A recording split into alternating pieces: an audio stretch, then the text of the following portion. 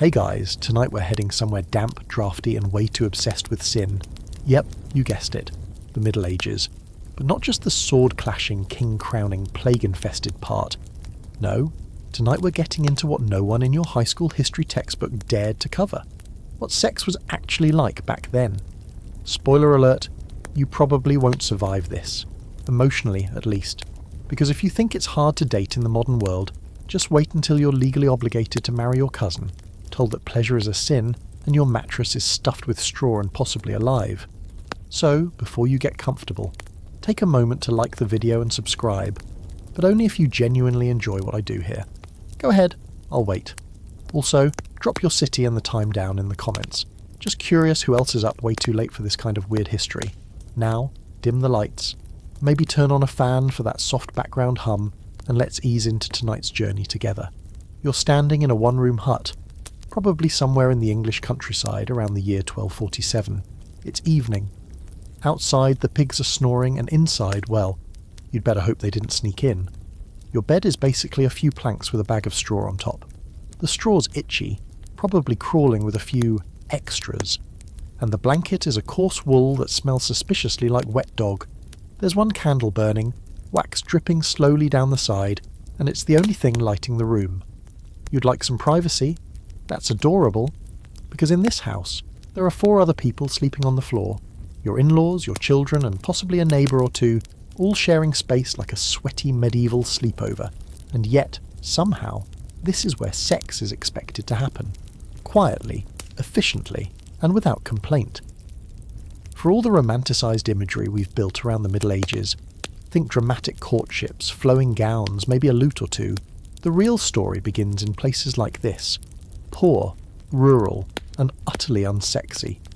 Your daily life is exhausting. You've been farming since sunrise, your hands are rough, your body aches, and you're going to sleep with dirt still under your nails. You don't date, you don't flirt. You get married because your parents arranged it when you were 14 and the other person came with a dowry and 2 goats. Romantic, right? But here's the kicker. Despite the constant religious pressure, physical discomfort and overwhelming poverty, people still had sex. A lot of it. Partly because there was nothing else to do, partly because the church said marriage meant you had to, and partly because medieval people were, well, people. Let's be clear. The church dominated everything. Sex was supposed to be for procreation, not pleasure. The ideal was solemn, silent, and strictly missionary. Everything else? Sin. And not just your garden variety sin. There were entire manuals written about which acts were worse than others, and exactly how long you'd need to atone for them. We'll get into those spicy details later, don't worry. But out here, away from the monasteries and stone cathedrals, people lived in a world of compromise. They had desires, needs, and they figured out how to carve out slivers of intimacy between the rules. Maybe it was a whispered promise under the stars, maybe it was a stolen moment behind the barn, or maybe it was just knowing when your in-laws were drunk enough to stay asleep. Still, there's no denying, your options were limited. Bathing wasn't common, especially in rural areas, and deodorant hadn't even been invented as a concept. Imagine crawling into bed next to someone who smells like a fermented onion stew and wet sheep. Now imagine you both smell like that. That's what passion looks like tonight. And then there's the mattress. You shift on the straw and feel something small scuttle under your back. It's probably a beetle or a mouse. Either way, you do what everyone else does. Ignore it and hope it doesn't join in. Curiously, historians actually argue about how much privacy medieval people had or needed. Some scholars say that communal sleeping arrangements were so normalised that people didn't even think twice about sex happening just a few feet away. Others argue that couples must have found ways to separate themselves, even if it meant heading out to the barn. The truth probably lies somewhere in between. Depending on where you lived and how much space you had, discretion could be anywhere from impossible to moderately achievable. But here's a quirky fact to keep in your back pocket. Some medieval homes had what was called an alcove bed, a sort of wooden box bed with sliding doors or curtains. Think of it like the original sex pod. If you were lucky, or at least a wealthier peasant, you could slide the little wooden panel shut and enjoy something resembling privacy, though sound still travelled. especially when the walls were made of twigs and mud. And don't even think about getting kinky. Literally everything besides reproduction in the missionary position was considered either dangerous, diabolical, or both. Oral sex, forbidden, rear entry, that might land you on the wrong side of divine judgment. Even having sex on certain days like Fridays, feast days, or pretty much any day with religious significance, so most days, was frowned upon. Lust itself was viewed as a moral failing, a spiritual disease. But despite the intense repression, medieval folks were far from sexless. Some letters, ballads, and diaries that survive from the era hint at affection, longing, and even, gasp, romantic desire. And not just in the noble courts. Peasant girls carved hearts into trees, farm boys composed dirty songs, humans gonna human. Of course, not all of it was sweet. Consent wasn't well defined, marriage could be coerced, and power. Dynamics played a huge role in who got to enjoy sex and who didn't. The lines were blurry, and justice was selective. If you're waiting for that part of the story, don't worry. We'll get into it later too. Fair warning, it's not exactly bedtime material. For now, though, you curl up under your scratchy blanket, listen to the pigs snorting softly outside, and try not to think about the lice in your hair. Tomorrow's another 16-hour workday, and if you're lucky, you might get 10 minutes alone with your spouse behind the barn. Just don't let the priest find out. Or worse, your mother-in-law. You wake up to the sound of a rooster screeching somewhere far too close to your face. Light is streaming in through a hole in the wall that technically counts as a window. Your back hurts from sleeping on lumpy straw, your mouth tastes like old barley, and you can already hear someone loudly emptying a chamber pot outside. Morning in the Middle Ages, baby. But before the grind of farm work or bread baking or whatever medieval life throws at you next, let's talk about who's really running your sex life. The Church. More specifically, the towering, all-seeing Catholic Church, whose members were, at least in theory, supposed to be celibate and spiritually pure. In practice, they were some of the nosiest, most judgmental bedroom micromanagers in history. The Church didn't just frown upon lust, it waged full-on war against it. And you, poor peasant, were on the losing side before you even took your pants off. At the centre of it all was the idea that sex, unless done strictly for procreation within marriage, was sinful. That meant no sex for fun, no sex out of wedlock, no sex while pregnant, during menstruation, after childbirth, before church services, or on one of the hundreds of religious feast days, which, fun fact, took up nearly half the calendar. Basically, if you wanted to have sex without risking eternal damnation, you had about 12 guilt-ridden Tuesdays a year to make it happen. The weirdest part. The Church got very specific about what was and wasn't okay. They published penitentials, books that were basically sin catalogues, written by monks who apparently had a little too much time and imagination. These guides would list sins of the flesh, alongside their corresponding punishments, often in exact numbers of days or even years of penance. For example, having sex in the wrong position might earn you 40 days of prayer and fasting. Committing adultery, that's 3 years. Oral sex? Forget it. You're on the fast track to hell. Now here's where things get awkward. The priests you confessed all this to? Yeah, they weren't always innocent themselves. A lot of them had mistresses, secret families, or very active imaginations about what other people were doing in bed. And sometimes they wrote it all down. Some clergy used confessionals as places to extract juicy gossip more than to offer forgiveness. And yes, many of them were male, so take a wild guess about which sins they emphasised more. Spoiler, it wasn't theft. Of course, this holy crusade against lust wasn't limited to the confessional booth. From the pulpit, priests thundered about temptation and purity. Lust, they said, was a disease. Women were its carriers, men were its victims, which is honestly a bold take considering how often the men were the ones writing the sermons. Women were painted as dangerous, slippery creatures whose very presence could drive a man to ruin. Eve 2.0, but now with flaxen braids and a low-cut kirtle, and the messaging started early. Kids were warned about the dirtiness of their bodies. Teenagers were told that desire was a test from God, and even married couples were advised to abstain more often than not. The body, in the Church's eyes, was a burden. Pleasure, a trap. It's kind of amazing the human population didn't just fizzle out right there in the 12th century, but here's the thing. real life didn't always match the church's expectations. People still had sex, and not always within the sacred confines of wedlock. In fact, medieval records are full of complaints, lawsuits and punishments about fornication, adultery, and irregular unions. Some towns even had designated court days just to deal with sex-related offences. That's right.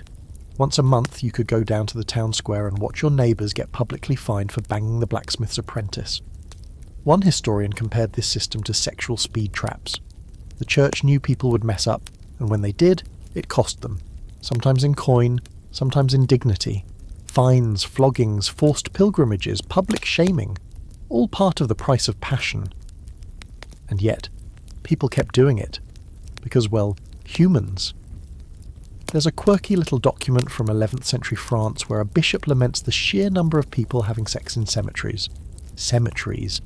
Not just once or twice, but apparently enough that he felt the need to write a strongly worded letter about it.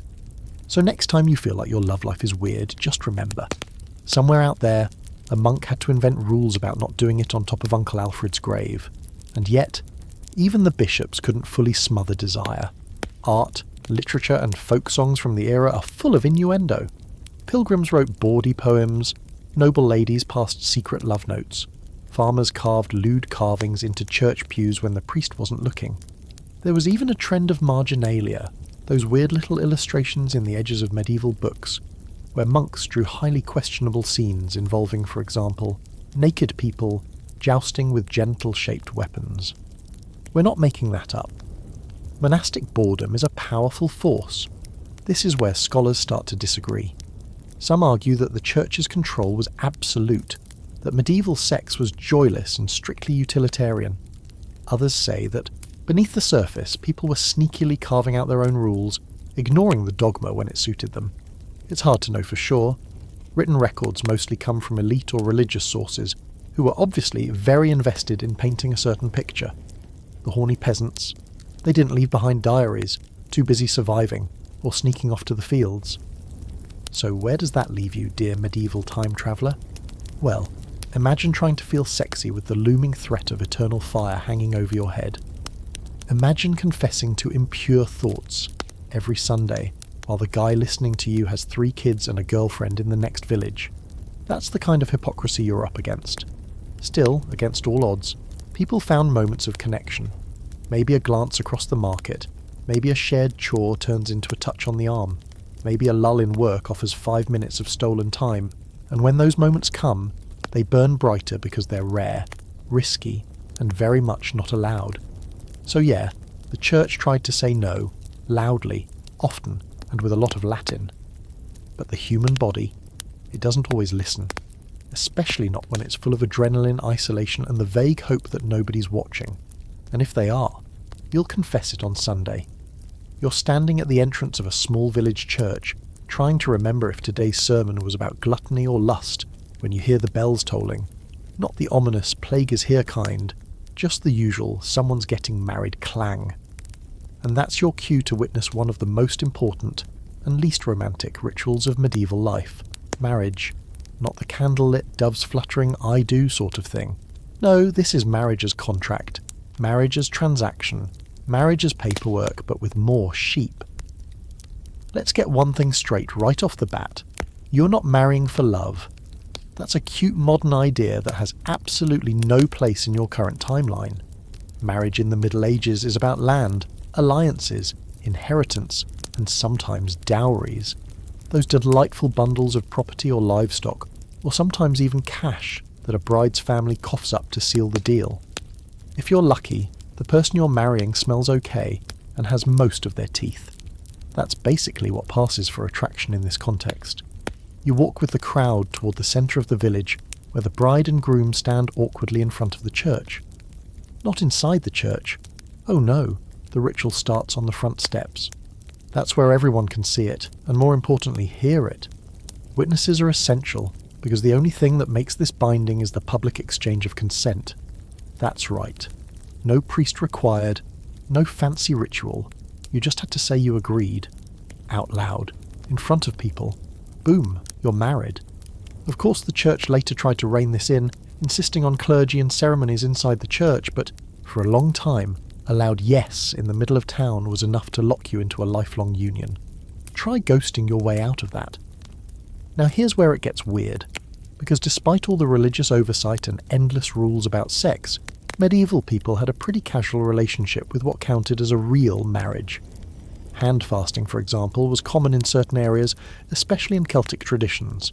Basically, two people clasped hands, exchanged vows, sometimes temporary, and considered themselves married, at least for a year and a day. If things didn't work out, they just didn't renew the vows. Divorce, medieval style. Of course, once the church got wind of this, they tried to tighten the rules. By the 12th century, marriage was being treated as a holy sacrament, something God himself had to approve of, and that meant the church needed to control it from the top down. No more spontaneous backyard weddings, no more trial periods, only permanent monogamous heterosexual unions, with sex strictly for procreation, naturally. And let's not forget the part where marrying a cousin might actually be the lawful thing to do if it kept land and bloodlines tidy. That brings us to cousin marriage, which, yes, was very real. Medieval society was obsessed with keeping wealth in the family, literally. Noble families often married within tight circles to protect titles and property. First cousins, no problem. Second cousins, practically strangers. The church technically frowned on it, citing spiritual kinship, but exceptions were made, especially if you were rich. Funny how that works. And while the upper classes were busy shuffling family trees into increasingly wobbly shapes, peasants usually married within their own small communities. Options were limited, to put it mildly. You married your neighbour's daughter, or your cousin's friend, because they lived within walking distance and your parents already knew theirs. Love didn't have much to do with it. Mutual toleration was often the best case scenario. On the big day, the bride's outfit might include a crown of flowers if she was lucky, or just her best linen shift if she wasn't. No big white dress, no organ music, and definitely no ring bearer toddling down the aisle. In fact, rings weren't required at all. If you exchanged a belt or a cup, that counted. Congratulations. You're now legally and spiritually shackled to someone who might not know how to read or bathe regularly. Once the vows were spoken, and the crowd mumbled a few amens, it was time for the bedding. That's exactly what it sounds like. A ritual in which the couple was led, or sometimes dragged, to the marriage bed while the entire community watched or waited just outside. The point was to make sure the marriage was consummated, because a marriage without sex didn't count. And yes, in many places and periods, there really were people who stood around to listen for the telltale noises or check the sheets afterward. In some noble households, a bishop might be present for this. That's right. Nothing says romance like a man in robes silently judging you from a corner chair. What if you didn't consummate the marriage? Then things got complicated. You could technically petition for an annulment, claiming the marriage was invalid because it hadn't been sealed.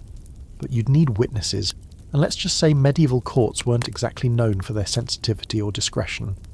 On the other hand, faking consummation was also a thing. Smearing blood on the sheets, for example. Because of course, virginity mattered. A lot. Especially for women. We'll talk more about virginity later, but suffice it to say, women were expected to arrive at the altar intact, while men could stroll in with the sexual experience of a travelling bard. Double standards weren't just common. They were baked into the social, religious, and legal systems. And yet, for all the grim logistics and transactional nature of it, not all medieval marriages were cold arrangements. Some couples grew genuinely affectionate over time. There are letters and wills that hint at real tenderness. Wives left small personal items to their husbands, and husbands described their wives as beloved. That's no small thing in a world where you are more likely to die in childbirth than write a love poem. Still, for most people, marriage was duty. Your job was to produce children, manage the household, obey your spouse, if you were the wife, and make sure nobody suspected you were enjoying it too much. The church had no patience for pleasure, especially not within marriage. Sex was a necessary evil, even with your legally bonded partner. You were advised to pray afterward, or during, if you could manage it. Scholars still debate how much personal choice individuals actually had. In theory, both parties had to consent to the marriage, but in practice, family pressure, social norms, and sheer survival often overrode personal desire, especially for women, who were usually married off by their early teens. Consent is a slippery term when your parents are standing behind you, holding your dowry like a loaded crossbow, and so here you are, standing in the crowd, watching two villagers clutch hands and say words they were probably told to memorise that morning. You're not sure if they even like each other, but the sheep have been transferred, the priest has nodded, and the bedding is about to begin. The town cheers. Someone throws a stale roll. The bride looks like she's trying not to cry. Welcome to marital bliss, 13th century style. You try to breathe through your nose, but that just makes it worse. The stench in the room is somewhere between boiled cabbage and damp wool left in the sun too long. You're at a feast, if you can call it that, sitting between a guy whose job is literally muckraker and a woman who smells vaguely of fermented goat. Everyone is chatting, drinking, laughing, and yes, absolutely reeking. Because in the Middle Ages, personal hygiene was more of a suggestion than a lifestyle, and it turns out that matters quite a bit when it comes to sex. Let's talk about bathing, or more accurately, the lack of it. Contrary to the myth that medieval people never bathed, the truth is more nuanced. They did bathe, just not often, and definitely not by modern standards. Public bathhouses existed, especially in towns and cities, and they were surprisingly popular for a while. Men and women sometimes bathed together, and it wasn't unheard of for those places to serve as casual dating or sex venues. But then, of course, the church stepped in and wagged a holy finger at anything that might involve nudity and pleasure in the same sentence. Slowly, bathhouses were shut down, and washing became more private, infrequent, and a lot colder. If you're poor, which you almost certainly are, you don't even have a tub. You wash your hands and face with cold water from a bucket, maybe once a week. Your laundry involves beating garments on rocks at the river, and full body washing? That's for special occasions like weddings or major holy days. Soap exists, but it's rough, made from animal fat and ashes, and it smells more like scorched bacon than anything floral. Shampoos and perfumes? Keep dreaming. Still, some people did care about how they smelled. There are recipes from the time for herbal washes, scented oils, and mouth rinses made from mint or vinegar. If you were rich, you might even dab a little rosewater on your wrists before entertaining guests. But even then, bathing was rare enough that people developed creative workarounds, like scented sachets sewn into clothing, or stuffing lavender into your undergarments, or just leaning into the musk and pretending it was natural manliness. And yet, despite the odds, sex kept happening. Human attraction, it seems, has a high tolerance for funk, but it definitely shaped expectations. If you're wondering why quick and quiet was the motto of many a medieval sex session, just imagine removing several layers of wool, linen and grime in a room with no heat and very thin walls. That's not foreplay, that's survival. What you wear under all those layers depends on your status. The average man might be rocking linen brays, basically medieval boxer shorts, while women wore long shifts. These weren't sexy so much as accessible. In fact, many couples didn't even fully undress during sex, just hoisted the necessary garments and got the job done. There's some evidence that noblewomen might have had breech gowns, dresses with a slit in just the right spot for efficiency. That's right, medieval lingerie, but make it utilitarian. And let's not forget the hair situation. Shaving wasn't really a thing for most people. Body hair was expected. Grooming tools existed. Tweezers, razors, combs, but they were luxury items. And even among the upper classes, removing body hair was more about health and cleanliness than beauty. Armpits, furry, legs, covered in layers anyway. Pubic hair, very much present. If you were expecting smooth, chiseled torsos and waxed elegance, you're several centuries too early. By now you're probably wondering, what about teeth? Oh, they had teeth. But dental hygiene was inconsistent. People chewed on twigs or rubbed ashes on their gums. Toothaches were common, and tooth loss in your 20s, not unusual. A smile full of crooked yellow teeth was just part of the package. Literally. Still, this is where the social split gets interesting. If you were a noble or wealthy merchant, you had more access to hygiene options. Hot water, perfumed soaps, soft cloths. Some even built small bathing rooms into their manors. Imagine a giant copper tub, filled by servants lugging buckets from the fireplace. You might soak once a month. Luxurious. And if you were entertaining a lover, maybe you even bathed first. Fancy. But among the working classes, bathing wasn't just rare, it was risky. Cold water could shock the system. Hot water took forever to prepare. and people genuinely believed that opening your pores made you more vulnerable to disease. That's why, during the Black Death, bathhouses were actually blamed for spreading illness. People locked themselves indoors and stopped washing altogether. Because nothing says plague prevention like layers of dried sweat and filth. Historians still debate how smelly the average person really was. Some say medieval people got used to each other's scent and didn't mind. Others argue that the stench must have been overwhelming to our modern noses. Probably both are true. There's even a theory that people's diets, less sugar, more herbs, meant their sweat smelled different. Not necessarily better, just different. Either way, deodorant wasn't a thing. You couldn't swipe a stick of Old Spice and call it a day. You just hoped that your natural musk didn't send your partner running. But here's a quirky detail. During certain feasts or festivals, people actually did make an effort. There are records of peasants bathing before big celebrations. Whole families would scrub down in shifts using the same tub of murky water. First the father, then the sons, then the mother, then the daughters, and finally the baby, who was now floating in everyone else's dirt.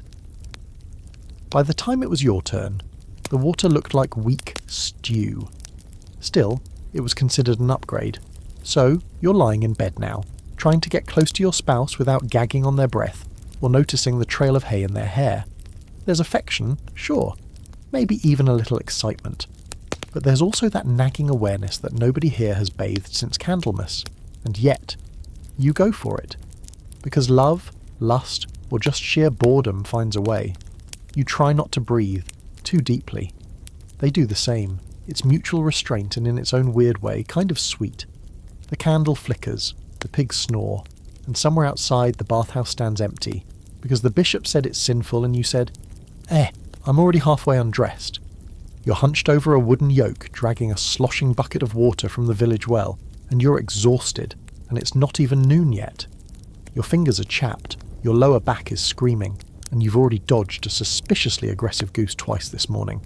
But before you can collapse in a pile of straw and defeat, your neighbour shoots you a quick grin and jerks his head toward the hayloft. It's subtle, casual, quick. You know exactly what he means. Because if you're a peasant in the Middle Ages, sex isn't about roses, candles, and hours of passionate romance. It's about opportunity and efficiency. Peasant sex, real, gritty, everyday medieval intimacy, was about as stripped down and practical as it gets. Most peasants lived in cramped one-room homes, shared with kids, in-laws, livestock, and the occasional neighbour who forgot to leave. Privacy? Not really an option. You might have a small wooden partition or maybe some hanging cloth for modesty, but more often than not, the only way to get alone with someone was to sneak away. Behind the barn, under a cart, in the fields during planting season. You made do with what you had, and if you got caught, well, that depended on who caught you. Daily life for a peasant was brutal. Sunrise to sunset, it was non-stop labour. Milking, ploughing, planting, cooking, cleaning, brewing ale, chasing chickens, mending clothes, digging ditches, hauling water, and trying not to die of dysentery. The only real downtime came after dark, and even then your body ached so much that rolling over in bed felt like an act of war against your joints. So sex, when it happened, had to squeeze itself into these tiny slivers of quiet. It wasn't always romantic, but it was deeply human. There's something oddly touching about it, honestly. Two tired people, bodies aching and covered in dirt, curled together on a straw mattress, whispering nonsense in the dark while someone snores 3 feet away. It's not glamorous, but it's real, and sometimes it's the only intimacy they get all week. Of course, the church still loomed large, even over the peasant bedroom, or haystack. Technically, any sexual activity outside of marriage was a sin. But let's be real. The local priest probably knew who was sneaking around. He might even be sneaking around himself. Enforcement of these rules was wildly inconsistent. In some villages, you'd be fined for fornication. In others, people just shrugged and looked the other way, especially if both parties were eventually going to marry anyway. That said, if a pregnancy occurred outside of marriage, things got complicated fast. Illegitimacy was a big deal, mostly because of property rights and inheritance, which weren't even relevant to most peasants. Still, shame and gossip could ruin someone's life. A pregnant, unmarried woman might be forced to name the father in front of the entire village. He'd then either marry her or be publicly punished, or deny everything. Either way, not great. One quirky workaround? friar marriages. These were informal unions performed by travelling friars, often without official documentation. Poor couples used them to legitimise relationships when they couldn't afford a proper church wedding. Convenient and scandalous, depending on who you asked. And what about love? It existed, sure, but peasants didn't marry because of love. They married because they needed help on the farm, or because their parents arranged it, or because the woman was already pregnant and the village elders were tired of the whispers. Still, companionship sometimes blossomed into affection. There are songs and stories from the time that hint at genuine romantic attachment. Simple, earthy, and grounded in shared struggle. It wasn't courtly love. It was, "You didn't let the cow step on my foot today, love." One historical curiosity: there's evidence that some peasants practiced a form of temporary cohabitation before marriage. Basically, try before you buy. Couples would live together unofficially for a while, sometimes even have a child, and only then marry if things worked out. The church hated this, of course, but it was common enough that local customs accommodated it. Practicality always had a way of winning. Now, about contraception. The church banned it outright, but that didn't stop peasants from trying. They weren't idiots, they knew how babies happened, and they knew how to try to prevent them. You'll hear more about that in a later section, but let's just say sheep intestines weren't just for dinner. For now, picture yourself kneeling on scratchy straw in the corner of a storage shed, trying to keep your clothes mostly on while someone you like but don't love awkwardly fumbles with your belt ties. There's no candlelight, no soft music, just the sound of distant chickens and your own heartbeat. You both know it has to be quick. Someone could walk in and chores wait for no one. It's not perfect, but it's something. And honestly, in a life ruled by toil and tedium, that brief moment of skin on skin feels like a stolen treasure. The scholarly debate here is interesting. Some argue that peasant sex was strictly functional, about producing children, not pleasure. But others point out that these people weren't emotionless work robots. They sang bawdy songs, they told dirty jokes, they carved obscene graffiti into church pews. Clearly, the urge for connection, for pleasure, for mischief was alive and well, even in the mud. And don't let the idea of medieval peasant fool you into thinking these folks were prudish or clueless. In some ways, they were more direct about sex than we are. They had no social media filters, no curated identities. Life was short and raw, and sex was just another part of surviving it. You finish your bucket duties and trudge back to your cottage. Inside, your spouse is elbow deep in bread dough, humming something soft and tuneless. You exchange a glance and there's no dramatic swoon, but there's understanding. You've got 2 children, a roof that leaks, and a cow that keeps breaking fences. But maybe tonight, after the kids fall asleep and the fire goes out, you'll find a quiet moment. Just long enough to remind yourselves that you're not just labourers or parents or sinners. You're still people, still bodies, still reaching for something warm in a world that rarely offers it. The stone floor is cold beneath your bare feet as you step into the castle hallway. Somewhere, a harp is playing a melancholy tune, the notes drifting faintly through the corridors like perfume. You pass a tapestry of St. George slaying a suspiciously bored-looking dragon and push open a heavy wooden door. Welcome to the noble's bedroom. Well, one of them. There's probably another 2 or 3 scattered around the estate, and your host likely doesn't sleep in the same one every night. That's the thing about sex among the nobility. It's less about romance and more about property, bloodlines, and power. Lots and lots of power. The first thing you notice is the bed. It's enormous, draped in layers of velvet and furs, framed by intricately carved posts, and covered in so many pillows you're not sure where the actual mattress begins. There are servants bustling about, fluffing, tucking, warming bricks to place at the foot, because heaven forbid the Lord's toes get cold. This isn't a bedroom so much as a performance space, and the main act, producing heirs. Unlike the peasants, who could get away with a quick roll in the hay without anyone noticing, nobles had their sex lives watched and recorded like state affairs, because they were state affairs. If you're a nobleman, every child you father could inherit land, titles, or diplomatic alliances. If you're a noblewoman, your body is basically a political tool, designed to bear sons and strengthen dynasties. Romantic, huh? But don't confuse formality with fidelity. Noble marriages were rarely about love, and almost never about exclusivity. Affairs were common, in some courts, expected, in others, strategic. If your husband was off fighting a crusade, which statistically he was, you might take a lover to keep yourself entertained. Just, discreetly. And as long as you didn't produce any suspiciously dark-haired babies in a family full of blondes, no one asked too many questions.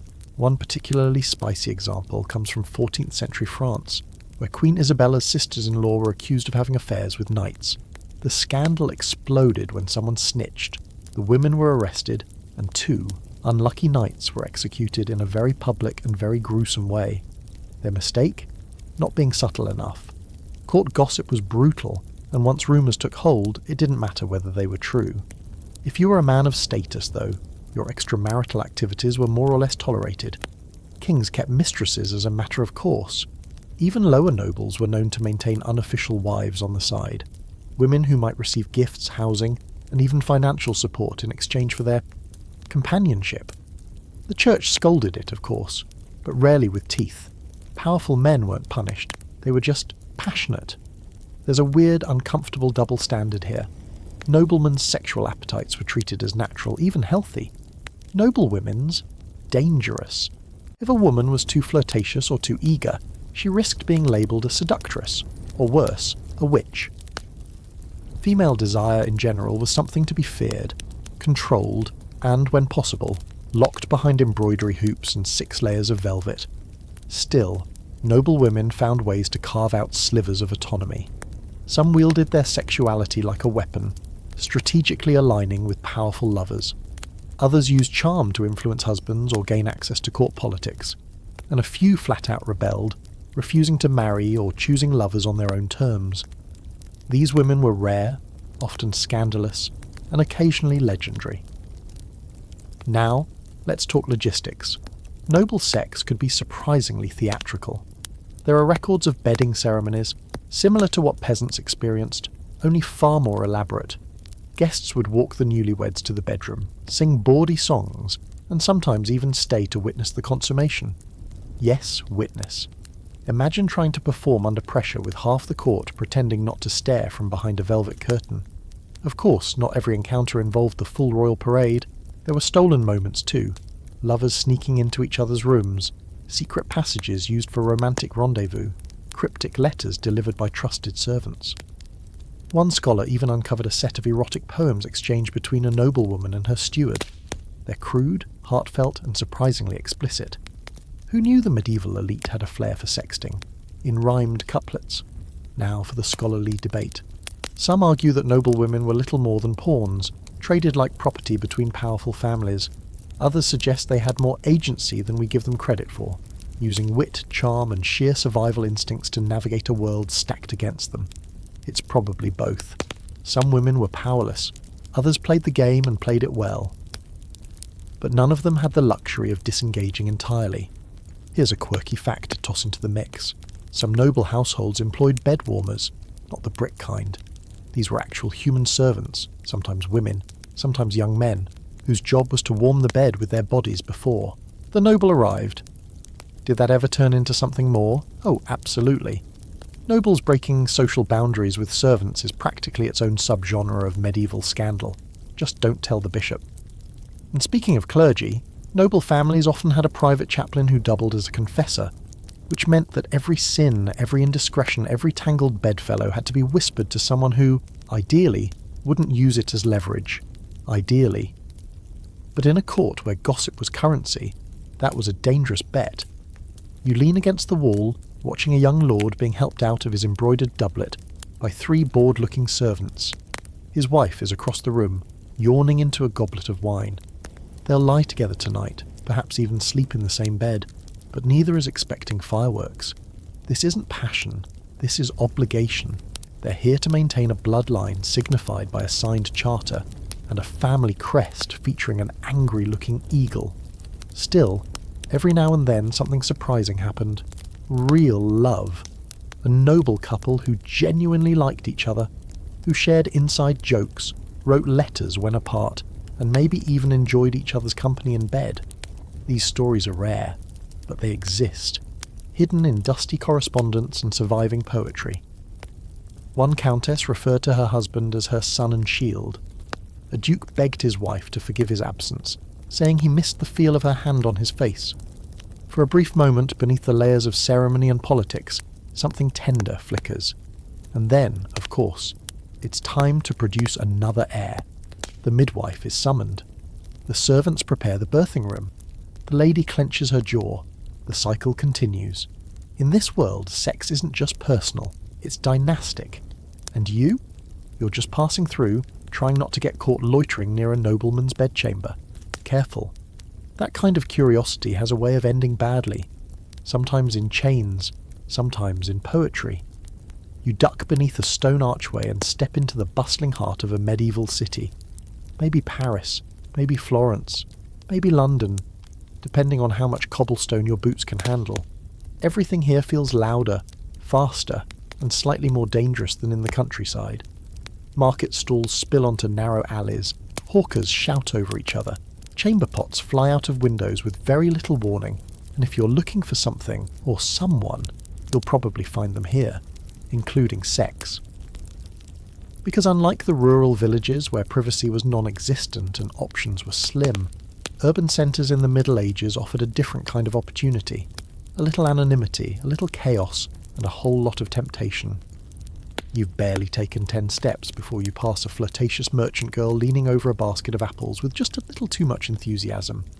Down the next alley, a pair of apprentices laugh while ogling a woman walking by in a scandalously short hem, meaning, you can see her ankles, scandalous.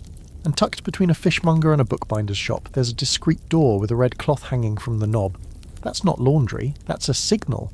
You've just wandered into the world of city sex where rules still exist, but they're easier to bend.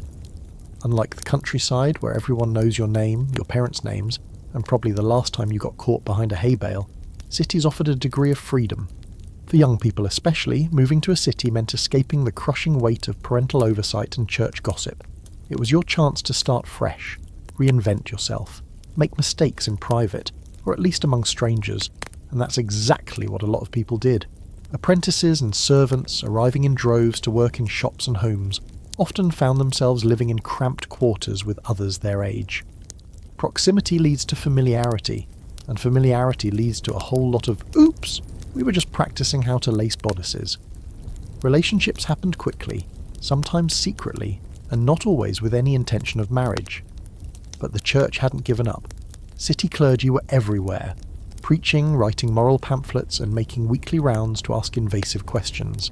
And yet, enforcement was patchy. Some bishops turned a blind eye, some demanded fines, and others made examples out of offenders. If you were unlucky enough to get caught having carnal relations outside of marriage, you could be forced to do public penance, barefoot in your underclothes holding a candle, while the town watched you walk in shame. Other times, it was just a fine or a warning. It really depended on how well connected you were. And here's a fun twist. Some city courts allowed couples to argue that they were married by consent.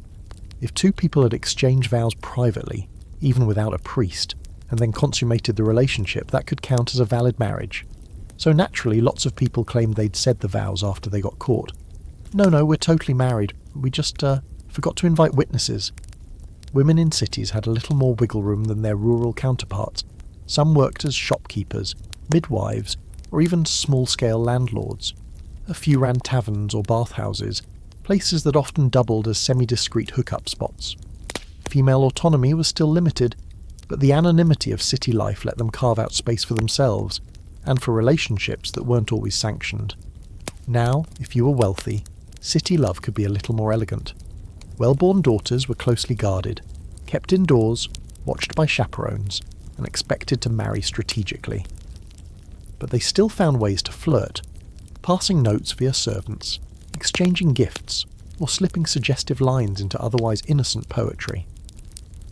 One young Italian noblewoman famously sent her suitor a pair of gloves, scented with lavender and sealed with wax. The message? I want you to touch me, but only under 3 layers of decorum. For the not-so-wealthy, love was less subtle. Inns and taverns became breeding grounds, figuratively and sometimes literally, for casual sex and quick romances. A tankard of ale, a few shared laughs, and suddenly you're whispering in a dark corner while your friends pretend not to notice.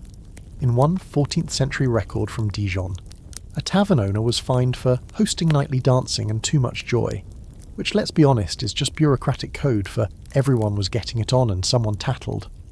A quirky fact here: some cities had designated love lanes, or secluded gardens where couples could sneak off for privacy. In Paris, there was even a place called La Rue des Mauvaises Paroles, literally the street of bad words. You can guess what kind of conversations happened there. Of course, sex in the city wasn't always consensual or safe. The same anonymity that allowed freedom also created risk. Predatory behaviour was common, especially among powerful men who saw servant girls or apprentices as easy targets. Legal protections were weak, and the burden of proof almost always fell on the woman. Sometimes she'd be blamed for seducing him, other times she'd be shamed for not screaming loud enough. It was a brutal double bind, and one that rarely ended with justice. Yet amid the risk and chaos, there was also a strange sort of resilience. City dwellers developed their own codes of conduct, their own reputations, their own whispered networks. If someone was dangerous, word got around. If someone was kind or generous or good in bed, that got around too. People talked. They always have. One ongoing scholarly debate centres on how women navigated this urban sexual landscape. Were they constantly victimised, or did they find subtle ways to assert control? The answer, like most things in history, is both. Some women were exploited, manipulated, or abandoned. Others were sharp, strategic, and socially savvy, able to manage their lovers, dodge scandal, and build small empires in back rooms and side alleys. You finish walking the length of the street, sidestepping an open drain and the occasional rat, and duck into a candlelit tavern where the air smells like spiced wine and warm bread. At a corner table, two people lean close, their knees touching beneath the table. You can't hear what they're saying, but you catch the flicker of a smile, the tilt of a head, the unmistakable spark of something just beginning. Maybe it'll end in marriage, maybe in heartbreak, maybe in a scandal that gets written up in next week's court records, or maybe they'll just disappear into the night and never speak again. That's the beauty and the danger of medieval city love. It's fast, it's fragile, and it's very, very human. You're crouched in the shadows of a crumbling stone wall, the scent of beeswax and old incense thick in your nose as a pair of hooded figures slip silently through the cloister. One disappears into the herb garden, the other lingers by the statue of St. Agnes, glancing around before vanishing into a door you hadn't even noticed. It clicks shut. And just like that, you've stumbled onto one of the worst-kept secrets of the medieval church. Monks and nuns were definitely not always celibate. Now, in theory, religious life meant total abstinence. You took vows, poverty, obedience, chastity, and you renounced all worldly pleasures, including sex. Monks and nuns were supposed to devote themselves fully to God. The body was a vessel of sin. Desire was a distraction. The cloister, with its silence and solitude, was designed to keep temptation far, far away. In practice, that door you just saw was probably hiding a tryst, or a love letter, or both. Let's start with monks. Picture a monastery nestled in a quiet forest or perched on a hill overlooking a sleepy village. Inside, dozens of men in wool robes copy manuscripts, grow vegetables, chant prayers, and, occasionally, get very curious about each other. Same-sex encounters between monks were not unheard of, and church records are full of cases where brothers were caught in scandalous embrace or showing excessive fondness. The punishments varied from fasting and prayer to expulsion, depending on who got caught and how angry the abbot felt that day. But it wasn't just men. Nuns had their own share of secrets. Convents were supposed to be places of seclusion and safety, but they were also full of smart, capable women who, for various reasons, had been denied a more traditional life. Some had been sent there by their families to avoid dowries. Others joined willingly, seeking education or independence, and some just didn't want to get married. Regardless of why they were there, desire didn't vanish at the gate. Letters survive, passionate, poetic, often coded, between nuns and their lovers. Sometimes those lovers were priests, monks, or even noblemen. Other times the intimacy was shared between the nuns themselves. In one particularly juicy scandal from the 14th century, a group of French nuns was accused of lying together improperly and sneaking out of the convent at night. Church investigators were appalled. The sisters apparently were not. Then there's the phenomenon of spiritual marriages, deep, emotionally intense relationships between monks and nuns. or monks and monks, nuns and nuns, that were officially non-sexual but, let's be honest, probably not always as chaste as advertised. These relationships were often justified in spiritual terms, soul-bonded, united in Christ, and so on. But the language in some of the surviving letters gets pretty suggestive. Think Song of Songs meets long-distance medieval flirting. One of the most famous examples comes from the letters of Abelard and Heloise, a philosopher and his student-turned-lover-turned-nun. Their romance is legendary, tender, tragic, and intellectually electric. After their affair was discovered, and Abelard was famously castrated by her angry relatives, Heloise entered a convent. But their correspondence continued for years, full of longing and philosophical debates about love, faith, and desire. Heloise, in particular, refused to pretend that her desire had simply disappeared with her veil. "Even in sleep," she once wrote, "my thoughts are of you." That tension between body and soul, between vows and craving, is one of the most fascinating parts of monastic sexuality. Some monks wrote entire treatises wrestling with impure thoughts, penning painfully honest confessions about dreams, fantasies, or the torment of resisting desire. Others just gave in. There are records of monks bribing gatekeepers to admit women into the cloister under cover of night. One monastery in Italy was even temporarily shut down after it was discovered that the monks had converted an entire wing into private love dens. Monastic Tinder, if you will. Of course, not all these relationships were consensual. Abuse of power happened inside religious walls just as much as outside them. A young novice might be pressured by an older monk. A visiting priest might use confession as an opportunity to pry, manipulate, or worse. And in many cases, the victims had no one to turn to. Reporting a crime meant admitting to sin, and punishments were rarely fair. This brings us to a long-standing scholarly debate. Were monasteries and convents hotbeds of secret sex and scandal, or are we just fascinated by the few dramatic cases that made it into the records? Some argue that the majority of religious life was in fact celibate and deeply spiritual. Others point out that the human body doesn't stop being human just because you put on a robe and swear an oath. The truth probably lies somewhere in between. Most monks and nuns tried to stay chaste, but a significant number, well, tried and failed. A quirky historical detail, there are documented cases of nuns giving birth in convents. When asked about the pregnancies, some claimed they'd been visited by angels. Others said demons. One nun swore she had swallowed a piece of cursed bread that made her belly swell. The church, unsurprisingly, wasn't buying it. Neither were the midwives. And then there were the escapees, monks and nuns who literally climbed the walls to be with someone they loved. In 15th century England, a nun named Joan of Leeds faked her own death, staged a burial using a dummy, and ran away with a lover. The bishop eventually tracked her down and demanded her return. Whether she obeyed, historians are still arguing about it. You slip back behind a stone column as the cloister door creaks open again.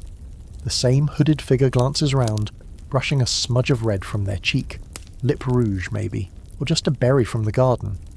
They vanish into the shadows, robe rustling, faintly.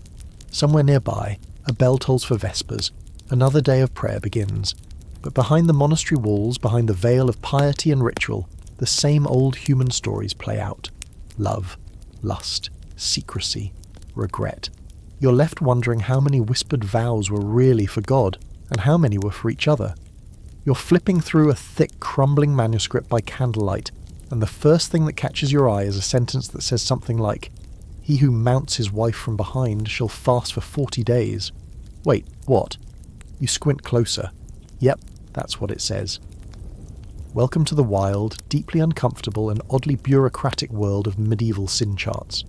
Because when it came to sex, the church didn't just disapprove from the pulpit, it documented everything, extensively, in mind-numbing, weirdly specific detail. These weren't just lists of things not to do, they were penitentials, thick, monk-authored manuals that spelled out every possible sin of the flesh, along with the exact punishment it required, and we mean exact. These guys didn't just have categories, they had subcategories, charts, multipliers. It's like someone gave your high school vice principal a spreadsheet and told him to go nuts. You did it on a holy day? That's double penance. You had sex standing up? That's unnatural and earns you 20 lashes and 40 days of barley-only meals. You made eye contact with your spouse while doing it and felt joy. That's pride, friend, and you'll want to schedule some extra prayer time. The penitentials were a medieval mix of theology, surveillance, and the kind of obsessive cataloguing that can only come from someone who hasn't touched another person in a decade. The logic behind all this was rooted in one key idea. Sex is only okay if it's within marriage and solely for the purpose of procreation. Anything that strays from that narrow lane, any pleasure, any creativity, any enthusiasm, was automatically suspect. So naturally the monks had to define all the ways people could mess it up, in vivid, sometimes hilariously awkward detail. Some of the best examples come from Irish and Anglo-Saxon sources. You'll find stuff like, if a man lies with his wife and does not complete the act but spills his seed, he shall do penance for 3 days. Or, if he inserts but does not thrust, 1 day's penance. It's like a poorly written instruction manual for a blender, but the blender is your soul. And it wasn't just heterosexual acts they were policing. Oh no. The penitentials went after everything. Masturbation, an abominable act, oral sex, against nature, and, especially, any same-sex behaviour, which was always punished more harshly. The Church was nothing if not consistent in its fear of anything that hinted at pleasure outside its strict framework. You wanted to kiss your spouse anywhere but the lips? Hope you enjoy reciting all 150 psalms every day for a week. Now here's a fringe fact that'll make you blink. There was actually debate among some church authorities over whether it was better to have sex with your spouse in lust, or with a prostitute but without desire. Think about that.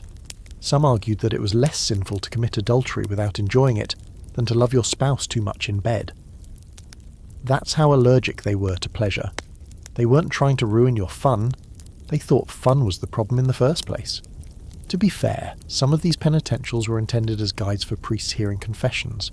They weren't always meant to be read by the general public, but the sheer fact that these documents exist, and that they were copied, preserved, and distributed, tells you how seriously the Church took its role as the moral micromanager of medieval bedrooms. And while it's easy to laugh now, there's something deeply unsettling about it too. Because all this record-keeping wasn't just theoretical. People were punished based on these rules. A married couple who got too creative could be fined or forced to fast. Someone accused of impure thoughts might be made to do penance that lasted for weeks, months, even years. And because a lot of these acts were private, suspicion alone could land you in hot water. You didn't just have to behave. You had to look like someone who behaved. That's where it gets Orwellian. There was no such thing as a private life. The Church taught that God saw everything, and so should your confessor. You were expected to admit to things you might not even know were sins. Imagine being told, by the way, you committed a grave offence last Tuesday night. What? Don't explain. Just start fasting. Of course, enforcement varied wildly depending on region, time period, and the temperament of your local priest. Some were strict, some lenient. Some wanted full confessions, while others were more concerned with making sure the villagers showed up for Mass. Still, the ever-present threat of spiritual consequences kept a lot of people nervous, and a lot of bedrooms colder than they had to be. Interestingly, not everyone in the Church agreed with this approach. Some more progressive theologians, yes, they existed, argued that marital intimacy, when loving and mutual, wasn't sinful at all. A few even suggested that pleasure within marriage could be a gift from God. But these voices were often drowned out by the louder, fire and brimstone types who thought you should feel bad for sneezing on a Sunday. There's still debate among scholars about how seriously people took these penitentials. Did they internalise the guilt? Or did they nod, say, "Yes, Father," and go right back to their favourite position? Probably both. Like with any rules-based system, the devout followed the rules. The rest found loopholes, or at least good excuses. And here's the thing. Even in the face of all this control, desire didn't go away. It just got sneakier. People didn't stop fantasizing. They just whispered their fantasies to each other in the dark, or scribbled them in margins, or turned them into coded folk songs passed from village to village. If anything, the rigid rules made those desires more exciting, taboo, forbidden, deliciously dangerous. You close the penitential book and exhale. It smells like mould and moral panic. The candle's low now, casting long shadows across the stone walls. Somewhere outside, a couple is probably breaking at least 3 of the listed rules, and they won't be confessing anytime soon. Not because they're rebellious, but because they're human, and no chart, no matter how detailed, can fully map the contours of real desire. The door creaks open slowly, revealing a woman in a linen gown, sleeves rolled up, apron stained with something that might be broth, or maybe blood. You can't quite tell. She's not what you expected. Not elderly, not bent over a cane, and definitely not quiet. She's sharp-eyed, quick-handed, and busy cutting roots on a table littered with herbs, twine, and something that looks suspiciously like a preserved rabbit's foot. This is the village midwife. And if there's one person in the entire medieval world who knows more about sex, bodies, birth, and scandal than anyone else, including your priest, it's her. Midwives were the keepers of secret knowledge. You wouldn't find them in libraries or university halls, those were closed off to women, but you'd find them in every town and village, whispering with mothers-to-be, treating infections, setting bones, and yes, listening to everything. Want to know who's pregnant before their wedding? Ask the midwife. Who's using sheep bladder condoms? She knows. Who has that rash that definitely isn't from the Lord's punishment? Oh, she's seen it 3 times this week. The church had a complicated relationship with midwives. On the one hand, they were essential. Men weren't allowed in birthing rooms, so someone had to handle the actual process of bringing new souls into the world. On the other hand, midwives wielded knowledge that wasn't always under ecclesiastical control. They knew what herbs could ease labour. They knew how to end pregnancies discreetly and quietly, and they knew how to keep secrets. That made them powerful, and in a suspicious society, potentially dangerous. You sit on a stool near the fire as the midwife brews something thick and bitter-smelling in a blackened pot.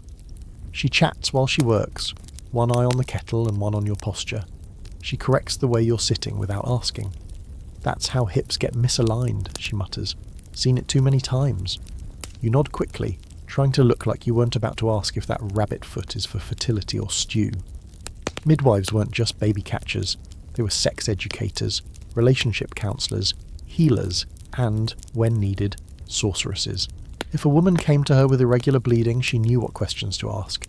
If a man had a swelling he couldn't explain, she had a poultice ready before he could finish his sentence. And if a teenage girl was panicking after a missed cycle, the midwife didn't panic. She had tea and options. One of the most fascinating and hotly debated topics among historians is just how much reproductive control medieval women actually had. Officially, of course, contraception was forbidden. The church labelled it a sin. But unofficially, midwives had recipes passed down through generations, made from herbs like pennyroyal, rue, or Queen Anne's lace, that acted as contraceptives or abortifacients. Were they reliable? Not always. Were they dangerous? Sometimes. But they were real, and women used them, especially under the guidance of someone who knew what she was doing. That's where the friction came in. The church hated that these women had so much unsupervised authority over something as sacred, read politicised, as childbirth. So midwives were sometimes accused of witchcraft, especially if anything went wrong. If a baby died during birth, or a woman hemorrhaged, or someone gossiped too loudly, a midwife could find herself under suspicion. It didn't help that many of them used charms, prayers, and rituals that blended folk magic with Christian language. One moment she's muttering a blessing over a birth stool, the next someone's whispering that she consorts with demons. Still, for most medieval women, the midwife was a trusted figure.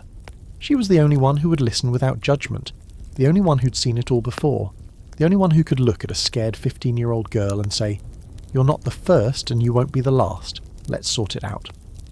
She was also a vital presence during labour itself, a brutal, dangerous process with no anaesthetic, no surgical tools, and a very real chance of death. The midwife knew how to rotate a breech baby by hand, how to stop a hemorrhage with hot cloths and pressure, how to cut a cord and stitch a tear. If the baby didn't breathe right away, she knew how to breathe for it. If the mother didn't survive, she prepared the body, wrapped the child, and said the necessary words. No male doctor, rare as they were, could do all that. In fact, medieval medical schools often excluded women entirely, so midwives weren't formally trained in the academic sense, but they had apprenticeships, traditions, and hands-on experience that often made them more effective than male physicians, especially when it came to sex and childbirth, topics most male scholars understood only in theory. The uterus, in some university diagrams, was literally drawn as a little oven. Midwives knew better. They'd held one. Well, not literally, but close enough. Here's a strange but fascinating fringe fact. Some midwives were called in to inspect the virginity of brides before marriage. That's right, pre-wedding hymen checks. A woman's value, especially among the nobility, was often tied to her chastity, and if there was doubt, a midwife would be brought in to verify. The science, of course, was non-existent. But the social stakes were deadly serious. A failed test could mean disgrace, annulment, even violence. And whether the midwife told the truth or told the bride what she needed to hear, well, that depended on the midwife. Back in the cottage, the brew is ready. The midwife pours a little into a clay cup, blows on it, and hands it to a pale, anxious-looking girl sitting by the fire. The girl sips, winces, then drinks the rest. The midwife squeezes her hand once, firmly. "Rest," she says. "Let it work." You stay quiet. You're not sure if the girl is ending a pregnancy, managing a painful one, or just trying to delay the next. But you are sure of this. The midwife knows exactly what she's doing. She's done it 100 times before. She'll do it 100 more. And while the church thunders from its pulpits about purity and obedience, this woman works in the shadows, wielding knowledge the priests don't understand and probably fear. She's the reason more women survive childbirth. She's the reason some didn't have to face it at all. And though she'll never be canonized or quoted in a university, she knows more about the messy, real, physical side of medieval sex than any theologian ever will. The fire crackles, the herbs simmer, and outside the church bells ring. You step carefully through the back door of an apothecary, trying not to knock over the rows of jars crowding the shelves, some labelled with things like rue, mugwort and goat bile, and others left mysteriously blank. A cat is sleeping in a basket of dried moss. Something smells sharply of vinegar, and something else smells, suspiciously like despair. You're here to find out how medieval people prevented pregnancy, or tried to, and it turns out they were surprisingly creative, resourceful, and occasionally downright reckless. First off, let's state the obvious. The church was absolutely unequivocally against any form of contraception.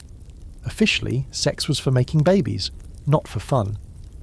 Any effort to prevent pregnancy, herbs, barriers, magical spells, was labelled sinful, unnatural, and punishable by everything from penance to excommunication. That didn't stop anyone. It just meant they got sneakier. You pick up a tiny pouch hanging from a nail and give it a sniff. It's filled with something bitter and dusty, probably a mix of dried herbs. This would have been tucked under a mattress or worn on a string around the waist. Part folk magic, part deodorant, part contraceptive talisman. Did it work? Probably not. But in a world where formal science didn't have much to offer, you'd try anything. Actual practical birth control in the Middle Ages came in several forms, many of which involved ingredients you probably wouldn't want anywhere near your reproductive organs. There were herbal pessaries, small balls of plant matter soaked in vinegar or wine, inserted into the vagina to block or kill sperm. Some recipes included wool soaked in honey and salt or mashed dates mixed with tree resin. Effective? Occasionally. Comfortable? Absolutely not. And then, of course, there were condoms. Yes, they existed. Crude, awkward, and a logistical nightmare, but they existed. Early condoms were typically made from animal intestines, usually sheep or goat, tied off at one end and fastened with a little ribbon. They were expensive and reused, yes, reused, often washed between uses like you'd rinse out a sock. Some even came with instructions, like the 16th century Italian syphilis sheaths, meant to prevent the spread of disease. But even in earlier medieval times, there's evidence of similar barrier methods being used, especially among sex workers and travellers. They were less about birth control and more about avoiding, let's say, unpleasant surprises. One particularly odd but well-documented contraceptive method: potions. These range from mildly herbal to straight-up toxic. You'd find concoctions brewed from pennyroyal, rue, wild carrot, also known as Queen Anne's lace, and even mercury. Women would drink teas, chew leaves, or soak cloth in the mixture and use it internally. Some of these plants do have properties that can interfere with pregnancy. Others can interfere with your liver, or your entire existence. And here's where things get dicey. Because without proper dosage knowledge or medical oversight, the line between contraception and poison was razor thin. Some women suffered permanent damage, others died, but the desperation to control fertility outweighed the risks. especially in a world where pregnancy was as dangerous as it was constant. You couldn't just choose to have 2 kids and stop. You were expected to keep producing until your body gave out, you ran out of food, or both. Now, let's talk about who was using these methods. Contrary to popular belief, it wasn't just prostitutes or fallen women. Married women too sought ways to control the size of their families. Midwives and wise women often quietly passed recipes and techniques between generations. This was intimate, forbidden knowledge, spoken softly, scrawled in margins, memorized and never written down. If you got caught, you could be accused of practicing witchcraft or interfering with God's will. But if you didn't control your fertility, you might find yourself with 12 mouths to feed and no bread. One case from 14th century France records a woman accused of mixing herbs to block conception. Her accuser, a jealous neighbour. Her punishment, public penance, a hefty fine, and forced confession. But no one stopped coming to her afterward. The line outside her door just got quieter. A quirky little fact.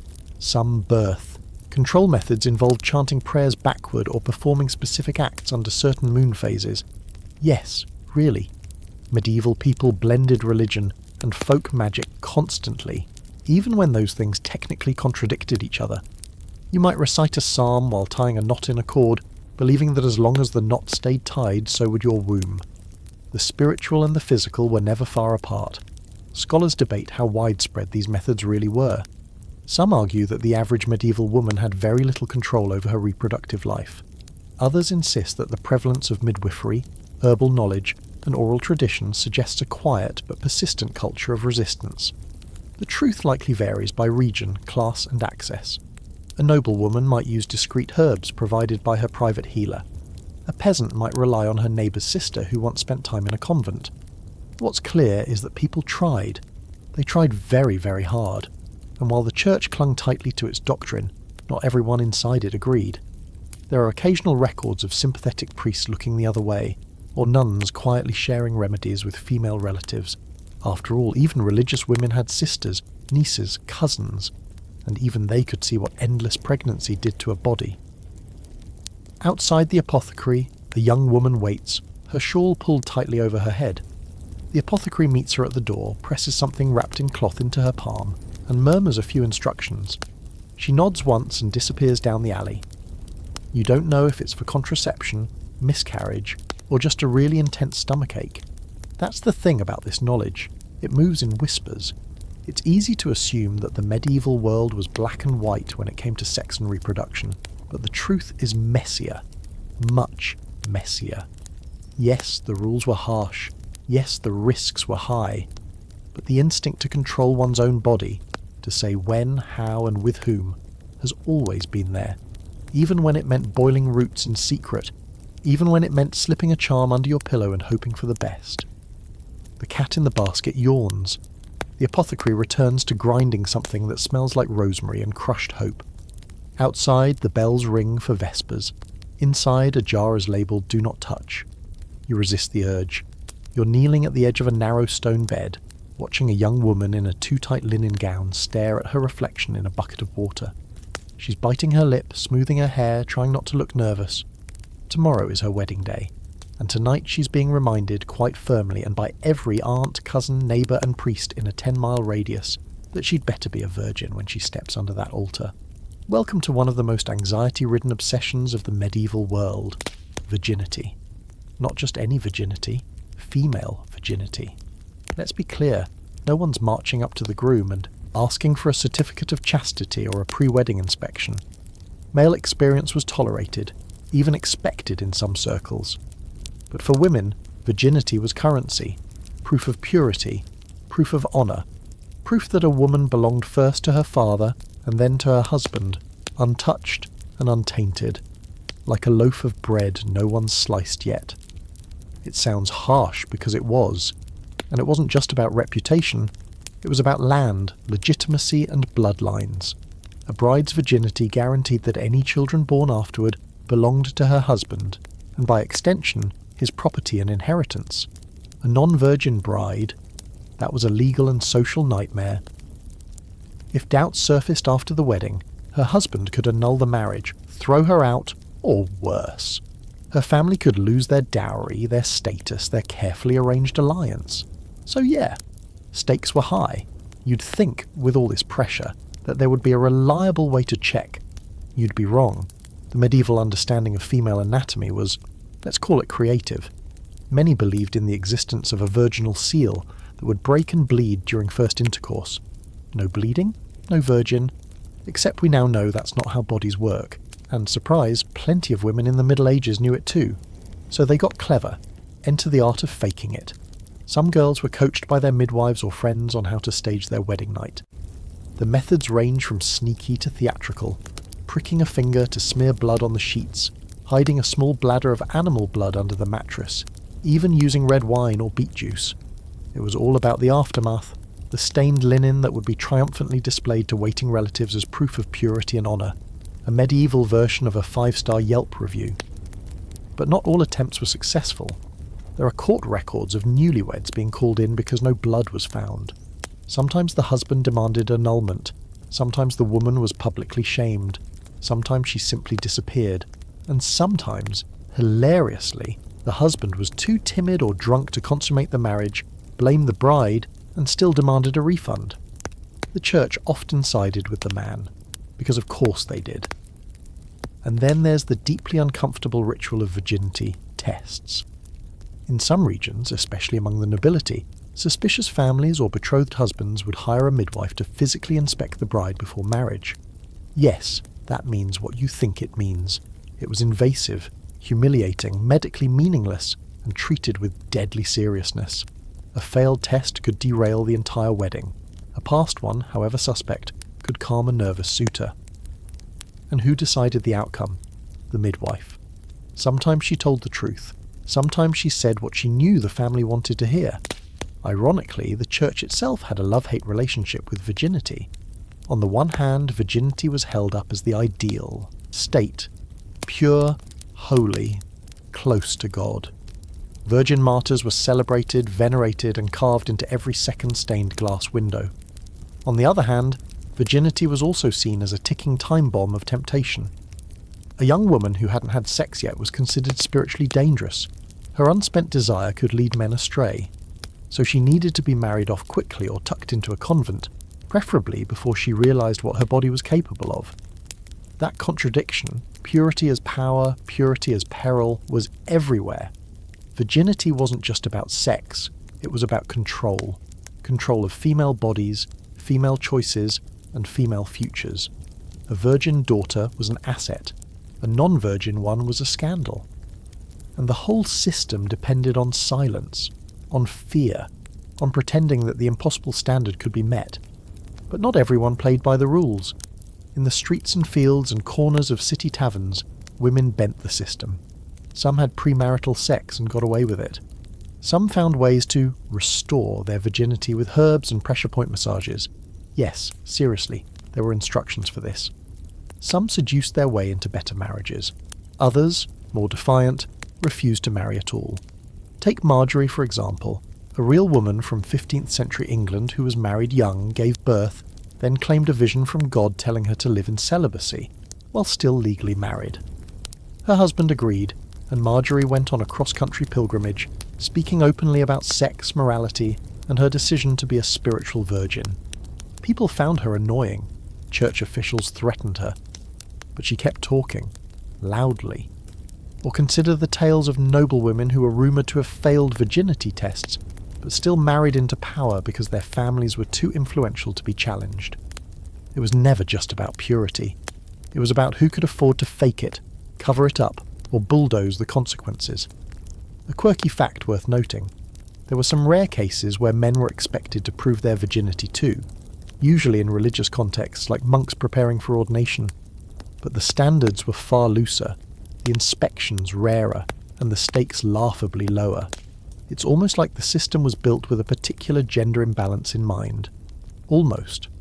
Scholars still debate how often women were actually tested, how widespread the blood-stained sheet tradition really was, and how much pressure was applied outside of the noble class. Some argue that the average peasant woman, with no land or dowry to bargain with, wasn't as scrutinised. Others say that virginity was so tightly woven into Christian moral teaching that even poor women felt the weight of it. The truth? Probably both. Back in the bedroom, the bride-to-be is pulling a white ribbon from a chest, one she's been told to tie around her thigh tonight, for luck, or purity, or some other symbol no one can fully explain. She sighs. You can't tell if she's nervous or resigned. Maybe both. Tomorrow she'll stand beside a man she barely knows. She'll nod when the priest asks if she's pure. She'll smile. And later, as the crowd waits in the next room, she'll hope the wine, the candlelight, and the carefully hidden packet of pig's blood will be enough to buy her a future. And if it's not, well, she has a friend whose cousin knows a midwife near the city gate, and that midwife never asks questions. You're crouched behind a crumbling wall in the outer courtyard of a monastery garden, watching two young men sneak glances at each other over the heads of their fellow scribes. Their fingers brush briefly while reaching for the same scroll, and they both recoil, not from each other, but from the risk. Because in the Middle Ages, same-sex love isn't just forbidden, it's dangerous, life-threatening, erased, and yet it keeps showing up in the margins, in letters, in whispered rumours, in moments like this one. Fleeting, electric, and too meaningful to be accidental.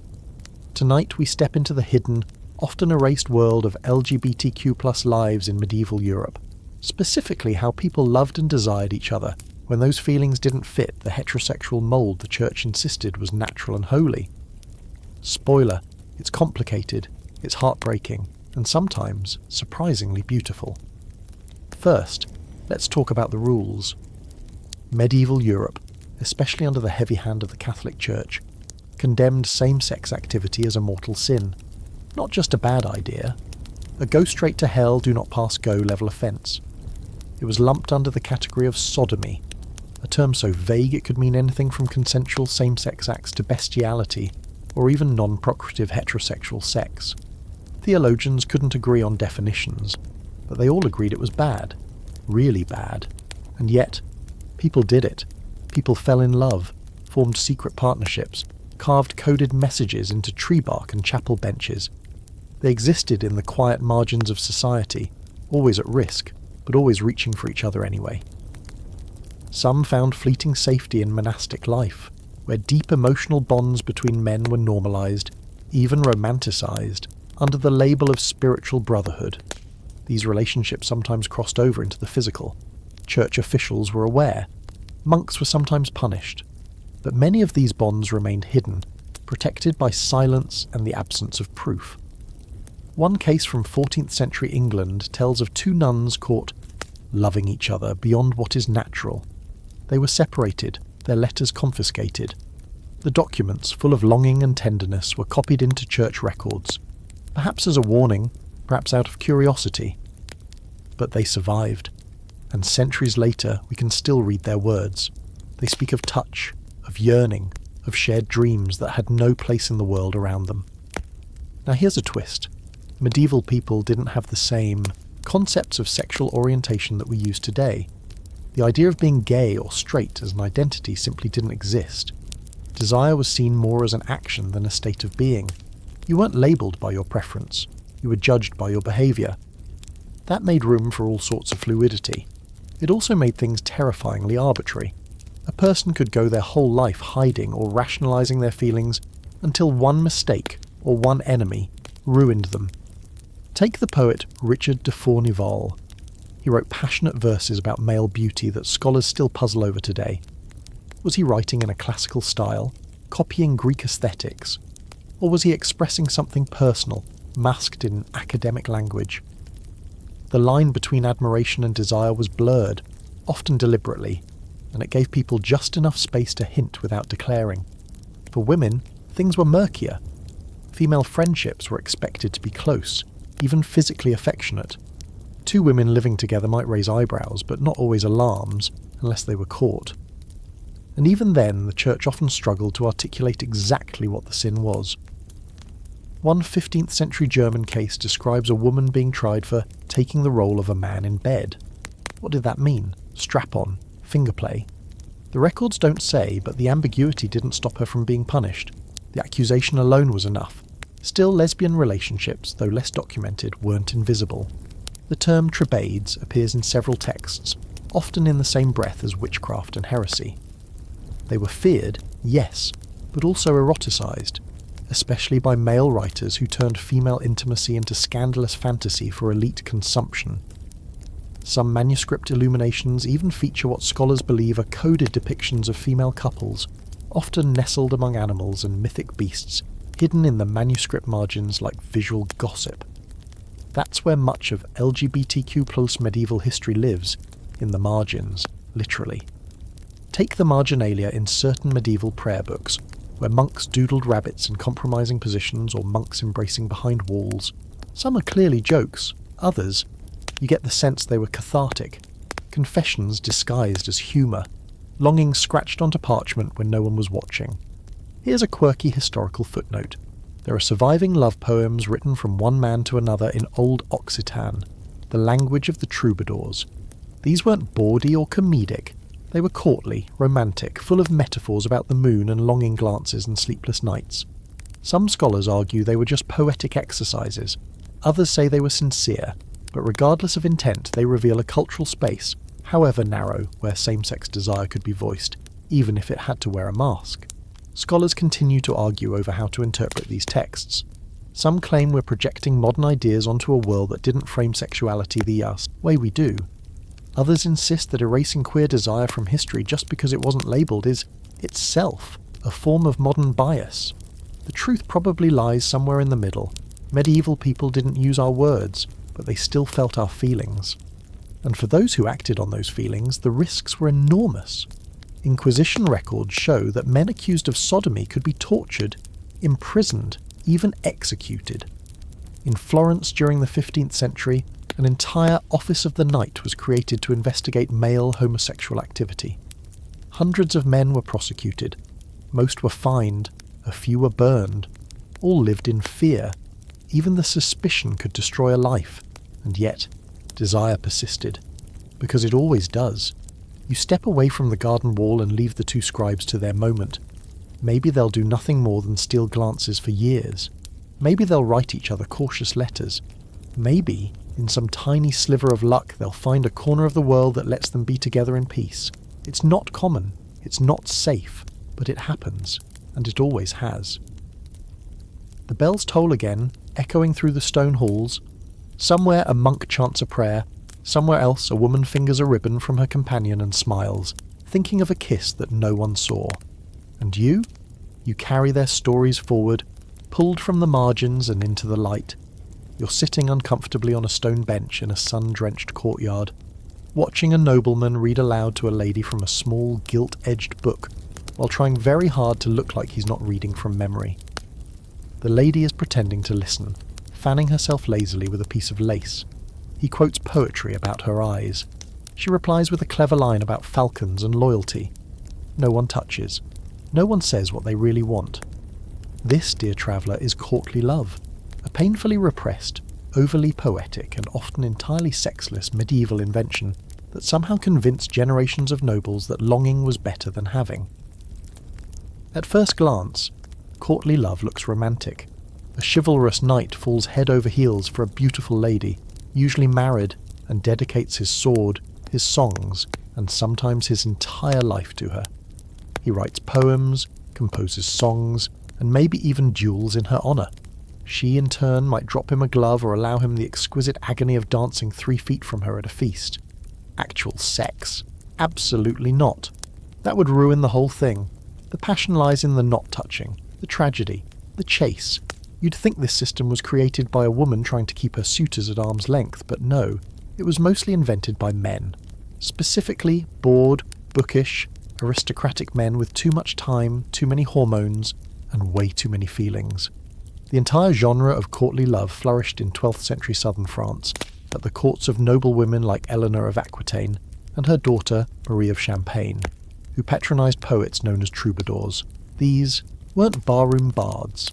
They were educated, lyrical, dramatic, and honestly a little bit emo. Troubadours wrote of unconsummated desire, of ladies too noble to be touched, of knights willing to die for a single look. There were rules, yes, actual rules, of courtly love. A whole code of conduct was laid out in treatises like Andreas Capellanus's The Art of Courtly Love, which basically said things like, True love cannot exist within marriage. Love must always be secret, and it's better to suffer in love than to ever be satisfied. So if you've ever felt friend-zoned by a Renaissance fair reenactor, now you know why. It's worth noting how different this is from the Church's idea of love. The Church was deeply uncomfortable with passion, especially when it didn't result in children and wasn't within a marital framework.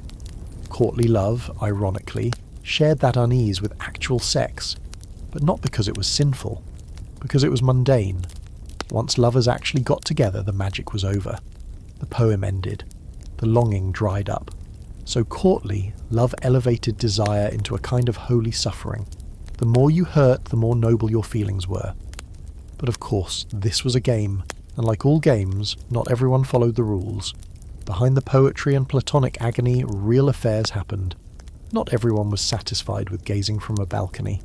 Knights and ladies found ways to slip behind curtains or wander too far from the hunting party. Some affairs were passionate, some were calculated, some resulted in scandal or exile, or worse. One juicy example, Lancelot and Guinevere. Yep, the famous Arthurian lovers weren't just fictional drama magnets. They were modelled on the ideals of courtly love, with all its tortured devotion and forbidden longing. Lancelot fights for her, bleeds for her, rides through impossible danger just to glimpse her face. And when they finally sleep together, it basically ends Camelot. Love destroys order.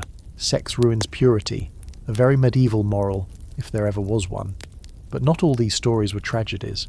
Some noble couples carried on long-term affairs in the courtly style, balancing real affection with public restraint. Letters survive from 14th century noble lovers who signed off with tearful goodbyes, elaborate metaphors, and subtle references to actual liaisons. In one letter, a countess compares her lover's voice to the bells of a chapel and laments that she can only worship at his altar in dreams. That's either painfully poetic or a very clumsy euphemism. Interestingly, courtly love also gave women, especially noble women, an unusual kind of power. Since the whole system revolved around the lady being distant, unattainable and superior, it gave her control over the narrative. She could encourage, delay, or reject the knight's advances at her whim. In real life, of course, things weren't so simple. A lady who rejected a powerful man's affection might still be punished, but within this poetic game she ruled. Scholars still debate how real courtly love was. Was it just a literary device? A poetic fantasy indulged by a small elite? Or did it shape actual relationships? Some argue it was escapism, a way for people stuck in arranged marriages to imagine a more thrilling emotional life. Others say it served to reinforce social hierarchies. You can admire the lady, but you can't touch her. Know your place. And here's a weird fringe fact. Some courtly love manuals advised young men to start by seducing lower-class women, because they were seen as practice for the real love of a noblewoman. That's right. Peasant girls were treated like training wheels, casual misogyny with a lute accompaniment. The Church, predictably, had mixed feelings. On one hand, courtly love encouraged chastity and delayed gratification. On the other, it made lust seem noble. Worse, it implied that marriage was a dull obligation while real love, the poetic, burning, unconsummated kind, was something to seek outside of it. That was dangerous. So priests condemned courtly love in sermons, while secretly copying down the poems to read later. You're still sitting in that courtyard, watching the nobleman grow increasingly red-faced as he recites a particularly florid stanza involving roses, longing, and spiritual agony. The lady yawns, nods, and hands him a handkerchief, a clear signal that he's won a favour. He beams like he's just conquered a kingdom. You'd think she offered him her soul, but really she just didn't tell him to go away. And maybe, for him, that's enough. Because in the world of courtly love, the ache is the point. The suffering is the story. Sex is either never achieved or never satisfying. The whole structure is built on a pedestal so tall, no one actually wants to climb it. Just stare at it, write a sonnet, and sigh into the wind. The lantern outside the door swings lazily in the evening breeze, casting a soft glow over a wooden placard shaped like a heart, though a slightly lopsided one. You step through the low archway and into a room that smells of lavender, warm bread, and something just slightly smoky, like a candle that's burned too long. A woman in a crimson gown leans on the bar, chatting with a man who definitely didn't come here to rent a room for the night. This isn't an inn, it's a brothel, and if you think that means sleaze, shame, or shady dealings in dark alleys, surprise. In much of medieval Europe, prostitution was legal, regulated, and sometimes even weirdly, respected. Not universally, of course. In rural villages, sex work was rare and usually hidden, and in hyper-religious communities it could lead to scorn or even punishment. But in cities, especially thriving trade centres like Paris, London or Lübeck, prostitution was so common that trying to ban it was like trying to stop people from breathing. So instead of fighting it, many cities chose to manage it. By the 13th century, brothels in some areas were official institutions, often run by municipalities, taxed by local governments, and guarded by laws to protect both clients and workers. Yes, really. The local bishop might still thunder about sin and damnation, but the mayor was more interested in whether you'd paid your licensing fee. One of the most famous examples comes from the south of France, where city brothels were inspected regularly to make sure the rooms were clean-ish, the sheets were aired, sometimes, and the women were healthy, debatable. In some towns, sex workers had to wear specific clothing, yellow veils in some places, striped hoods in others, to distinguish them from respectable women. This wasn't just for moral policing, it was branding, a signal, an advertisement. Step inside one of these brothels and you might be surprised by what you find. It's not all grunting and gloom. There are candles, soft music, perhaps even a lute player if you've wandered into a higher-end establishment. The women here know how to flirt, soothe egos and pour wine without spilling. Many are skilled in conversation, basic medicine, even song. They're not just selling sex, they're selling attention, escape, and for a brief moment, the illusion that someone actually wants to listen to your complaints about your mother-in-law. And make no mistake, this was work, hard work. Women entered prostitution for all kinds of reasons. Poverty, widowhood, abandonment, lack of dowry, or sheer survival. For some, it was the only path available that offered food, a roof, and some degree of control. A few even earned enough to retire, marry, or buy property, though this was the exception, not the rule. Most lived on the edge, balancing danger, exhaustion, and constant scrutiny. Here's a quirky detail. In 15th century Nuremberg, Germany, brothels were so organised that sex workers had designated days off and access to physicians. The city even paid for repairs to the buildings. That's right, public funds for brothel maintenance. Try getting that passed in modern city council. Of course, none of this erased the stigma. Even in cities where brothels were tolerated, sex workers lived in a liminal space. Not criminals, but not citizens either. They couldn't testify in court. They couldn't inherit. They could be punished for theft or insult, but not defend themselves against abuse. And if they left the profession, rejoining decent society was nearly impossible. Still, brothels weren't always shameful places. In some neighbourhoods, they were lively social hubs. Men gathered not just for sex, but for gossip, games, drinking, and music. Women working there formed tight-knit communities, looking out for each other in a world that offered little safety. They shared tips, clients, cures, and heartbreaks. Some brothels had house rules: no violence, no underage clients, no haggle once the price was set. Break the rules? You were out. Or, worse, on latrine cleaning duty for a week. Scholars continue to debate whether this system was empowering or exploitative. The answer, predictably, is both. Legal regulation gave some women a measure of protection, but it also institutionalized their marginalization. They were needed, but never honoured, visible, but never welcomed, and their bodies were commodities the moment they crossed the threshold. And it wasn't just cisgender women. There's limited but tantalizing evidence that male and even transgender sex workers existed in some cities. They faced even greater risk, but occasionally found niche clientele among wealthy or high-ranking men. Some documents from Florence and Venice hint at male brothels catering specifically to clergy and nobility, though naturally these were denied by everyone involved the moment things got awkward, which they always did. Inside the brothel, a woman named Beatrice leans over the table, cracking a joke that makes her client laugh so hard he nearly spills his drink. She's good at this.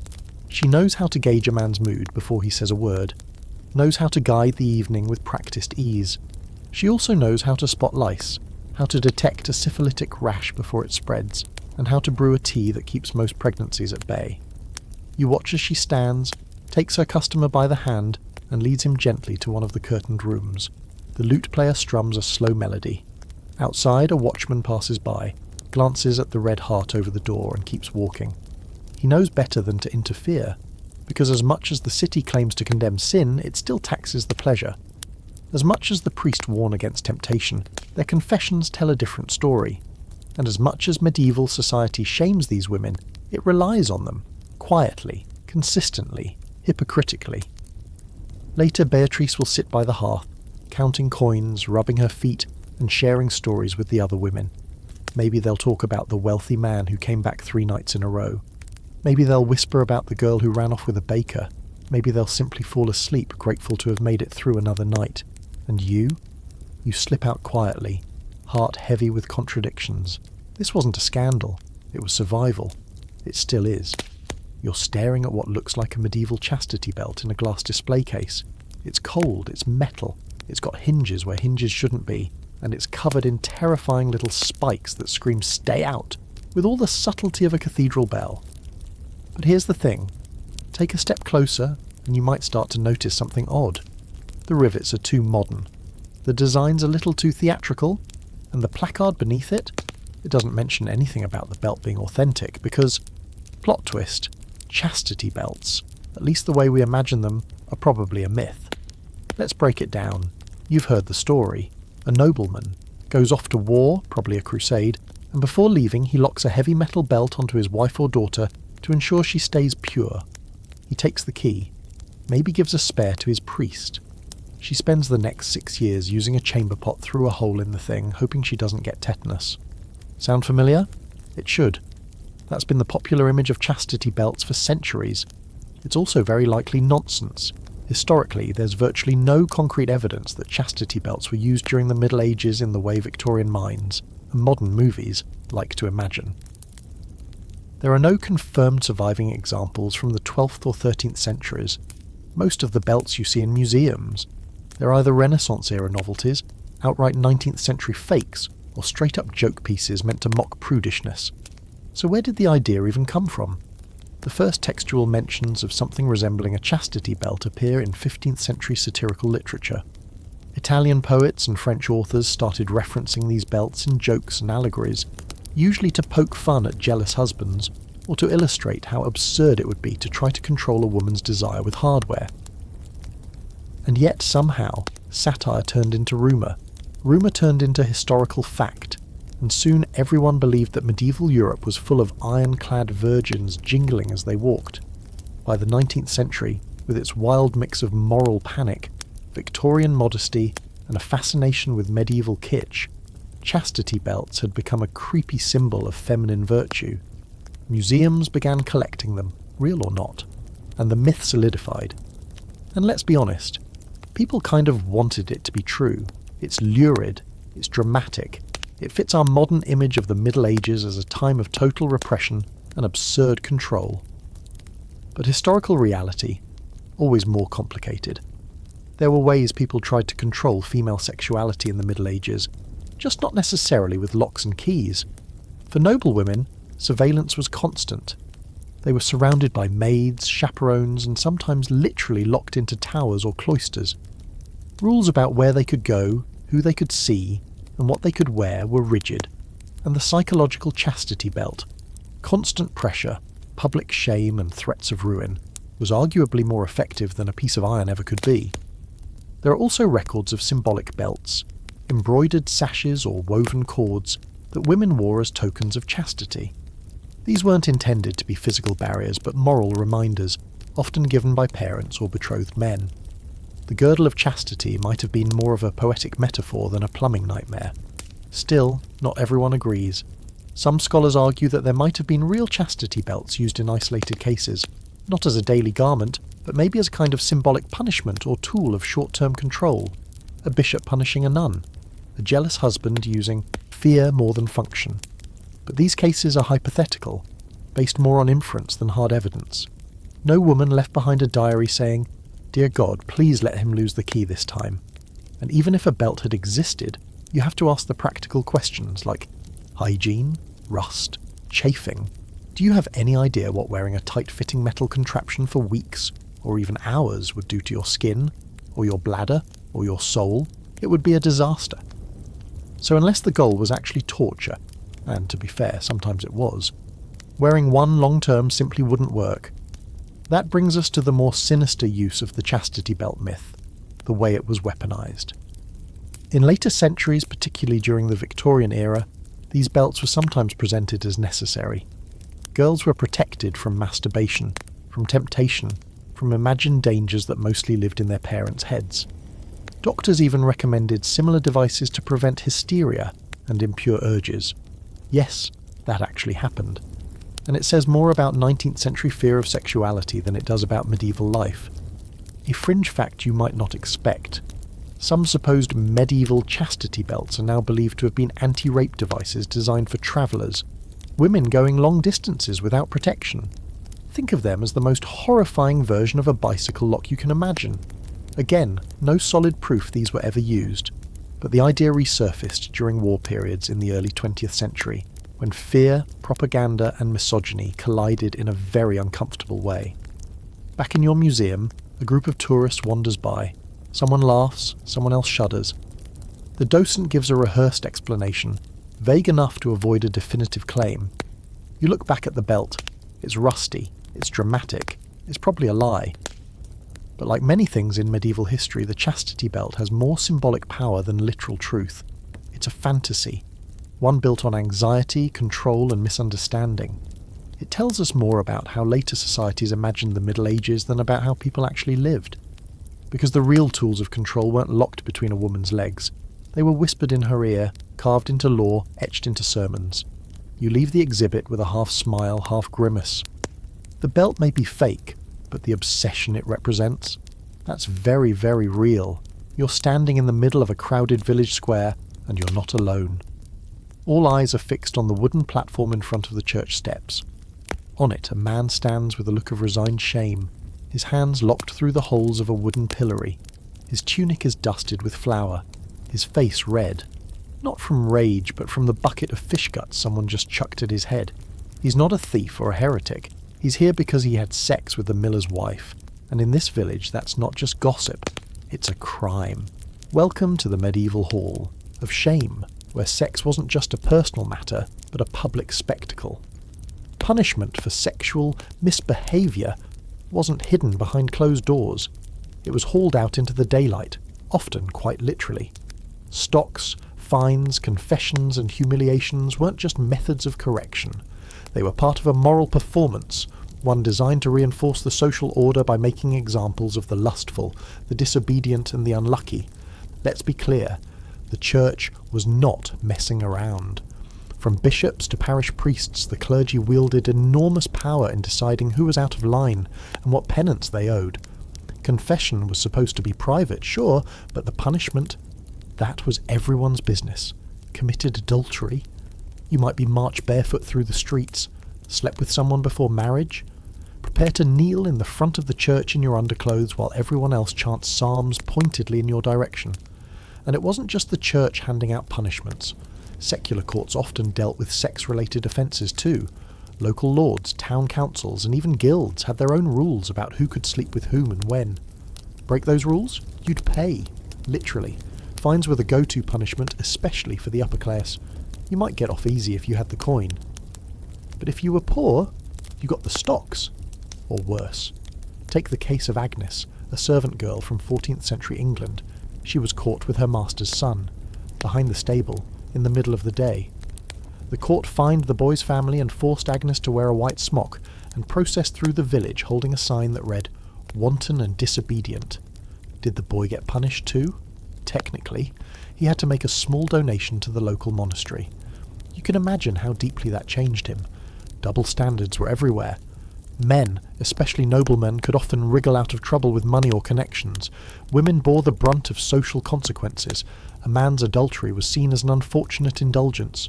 A woman's, a scandal, a threat to inheritance, honour and the entire moral order. There are records of women being shaved, bald, whipped, or permanently expelled from towns for fornication. Meanwhile, their partners in crime went home to dinner. One particularly grim form of punishment involved enforced marriage. If a couple was caught having sex and the woman became pregnant, they might be forced to marry, immediately, publicly, and with zero say in the matter. A marriage built on shame and coercion, sponsored by the local priest. Very romantic. But even outside of formal punishment, shame was weaponized in everyday life. Gossip was practically a public utility. If someone thought you were loose, you could find yourself the subject of street songs, painted insults on your door, or symbolic garbage dumped in your yard. One 15th century record from Flanders describes a woman who was paraded through town, with a fish tied to her belt, a crude symbol of female genitalia, after being accused of excessive lust. The man involved, not even mentioned, and let's not forget the weird punishments. In parts of rural France, a man caught committing adultery might be forced to run naked through the village while clanging a bell. In the Low Countries, some offenders were ordered to sit backward on a donkey, while townspeople threw old vegetables. In some German cities, couples caught in premarital sex had to wear matching signs reading "We couldn't wait" during Sunday Mass. Honestly, the creativity was impressive, also petty. Now here's where things get academically juicy. Scholars still debate how often these punishments were actually enforced. Were public shaming rituals common, or were they exaggerated in records and sermons to scare people straight? Some argue that most infractions were handled quietly. Confession, penance, move on. Others point to municipal records overflowing with sex-related fines, suggesting that these punishments were very real, very public, and very effective. What seems clear is this: the fear of being seen was more powerful than the fear of hell.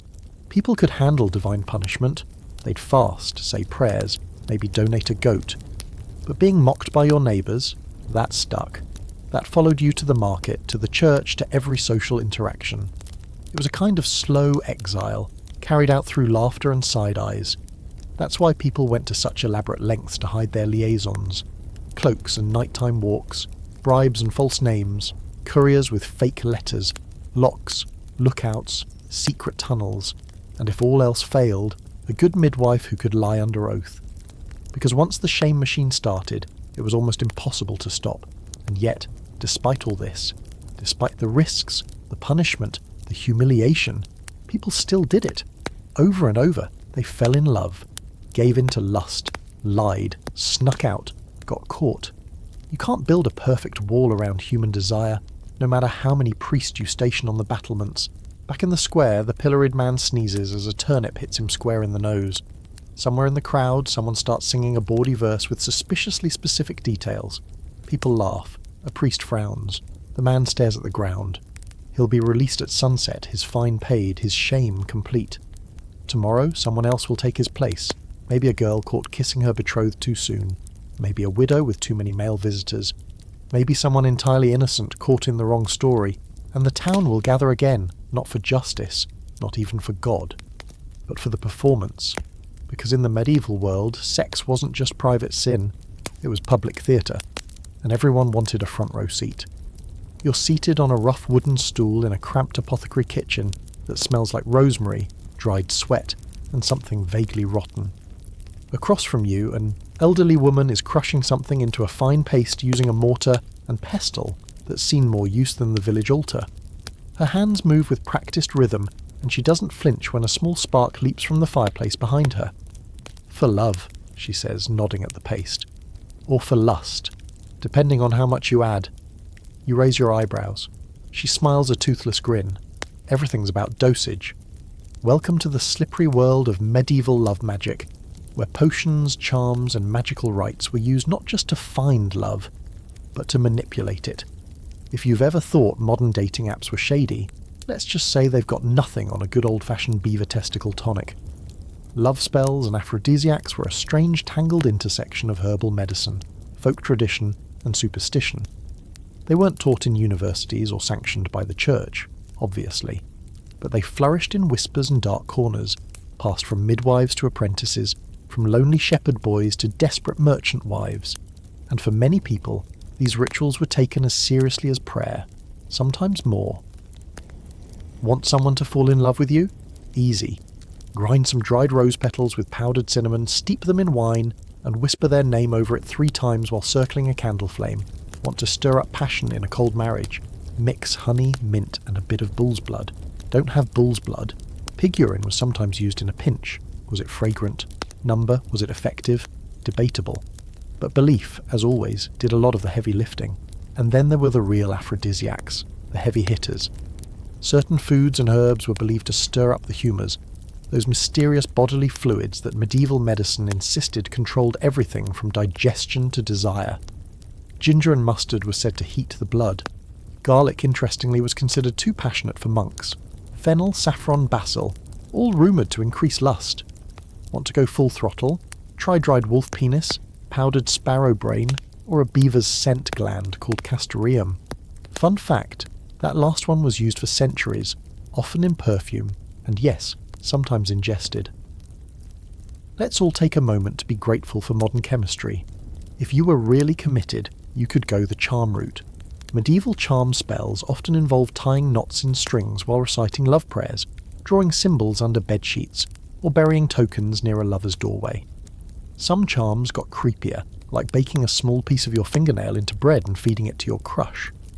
Nothing says, forever yours, like surprise body parts in your pastry. What about when the passion cooled? When your husband grew distant or your wife stopped noticing you? Time to up the magical ante. There were powders designed to be slipped into ale, charms meant to reawaken desire, and in rare cases, much darker recipes involving graveyard dirt or menstrual blood. One Italian grimoire from the 15th century suggests rubbing a paste made from bat heart and mare's milk onto your chest before bed to make someone dream of you. How did they come up with this? Trial and error? Divine inspiration? Sheer boredom? We may never know. Of course, this kind of magic walked a very thin line. A lonely villager trying to charm a crush might be shrugged off. A servant girl caught boiling a love potion in her employer's kitchen? That was grounds for punishment, sometimes severe. The church drew little distinction between folk magic and outright heresy. Any attempt to manipulate love or lust through unnatural means was viewed as aligning with the devil. It didn't help that many love spells borrowed language from old pagan rituals, or that some spells worked in reverse, used not to attract, but to curse desire. That's right. There were also medieval anti-lust spells, designed to cool passion, render rivals impotent or break up couples. Petty, powerful and deeply unsettling. One famous trial from the 14th century records a woman accused of using love magic to seduce a married nobleman. Her crimes included brewing potions, owning books of forbidden Latin, and keeping a locked box of hair trimmings and fingernails, allegedly from her victim. She denied everything, claimed she was simply a healer. The court didn't buy it. She was fined, whipped, and banned from the town. What happened to the nobleman? Nothing. He wasn't even asked to testify. Of course. It's easy to mock these rituals now, beaver testicles and all, but it's important to remember what they represented. In a world with limited agency, especially for women and the poor, love magic was a way to take control, to push back against fate, biology, and social boundaries. If you couldn't legally choose your partner, maybe you could magically influence him. If your body was owned by your husband, maybe you could use herbs to keep your passion elsewhere. It was resistance, not always healthy, not always fair, but very, very human. And here's the open question scholars still debate. How much of this was metaphor? Were these recipes really used, or were they symbolic? Was bat heart shorthand for emotional pain? Was not magic just a way of describing emotional entanglement? Maybe. But there's enough material, enough court records, personal letters, scribbled marginalia, to suggest that people really tried this stuff, and sometimes they swore it worked. You watch as the elderly apothecary pours the now finished mixture into a small jar, seals it with wax and ties it with twine. "Tell her to drink it warm," she says, handing it to a young man who blushes scarlet and stammers a thank you. She watches him go with a faint, knowing smile. She's done this before. She'll do it again tomorrow. The fire cracks. The room smells of time and secrets. Outside, the wind stirs the trees, and somewhere, a heart beats a little faster. Not from magic, maybe, but from hope. You're standing at the foot of a straw-filled bed, awkwardly holding a wooden bowl of broth that no one asked you to bring. The woman lying in the bed looks exhausted, sweaty, pale, and very much not in the mood for visitors. Her husband hovers nearby, wringing his hands like he's about to ask for permission to enter a room that technically already belongs to both of them.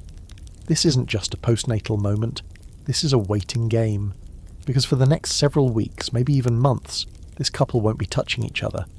Not because they're tired, though they are, and not because of a screaming newborn, though there is one, but because the church says they can't. Welcome to medieval postpartum sex rules. You thought childbirth was the end of the ordeal? Huh, it's just the intermission. Let's start with the basics. In medieval Christian Europe, sex after childbirth wasn't just discouraged, it was outright forbidden for a specific period of time. According to both church doctrine and long-standing folk belief, a woman was considered unclean after giving birth, spiritually, physically, even socially. She was temporarily excluded from many aspects of religious and communal life, including, yes, her own marriage bed. This wasn't just about blood or medical recovery, it was theological. The idea came in part from the Old Testament, specifically the book of Leviticus, which outlined purity laws involving bodily fluids, childbirth, and uncleanness. The church carried over some of that framework, blending it with medieval interpretations of original sin, female impurity, and the belief that childbirth left a woman in a spiritually liminal state, a sort of purgatory, but for your uterus. The result? A ritual called churching. It wasn't a baptism for the baby, but a kind of symbolic re-entry for the mother. After a set number of days, typically 40 for a boy, 80 for a girl, because of course, she would attend a short ceremony in the church where a priest blessed her, prayed over her, and officially welcomed her back into the Christian fold. Only then could she fully resume her role in society. Only then could she have sex again. Maybe. So what did that mean practically? It meant that new parents, still reeling from birth, hunger, and sleep deprivation, were expected to keep their hands to themselves for over a month, sometimes much longer. Husbands were warned not to defile their wives before churching. Women were told their bodies were dangerous, that sex during this time could sicken a man, curse a child, or invite demons. Not metaphorical ones, actual demons. The kind that hung out in corners and whispered lustful thoughts into people's ears. And if the woman died before being churched, that was a big deal. Her body might not be allowed to rest in consecrated ground. Her death could be seen as a kind of divine judgment. Superstition swirled around these ideas, turning postpartum recovery into a complex spiritual balancing act. The pressure wasn't just on the body, it was on the soul. But of course, just because the rules existed didn't mean everyone followed them. Some couples waited, others didn't. Records of penance for relations before churching pop up now and then in court documents and confessions. The punishments weren't always severe, sometimes just a few days of fasting or a symbolic fine, but the shame, that lingered, especially for the woman. Still, there's a surprising undercurrent of empathy in some of these customs. For all its judgmental theology, the church also offered postpartum women something they didn't often get: rest. The idea that a woman needed 40 days of recovery before returning to labour, sex, or even public life created a kind of protective pause. She wasn't expected to clean, sew, or churn butter immediately.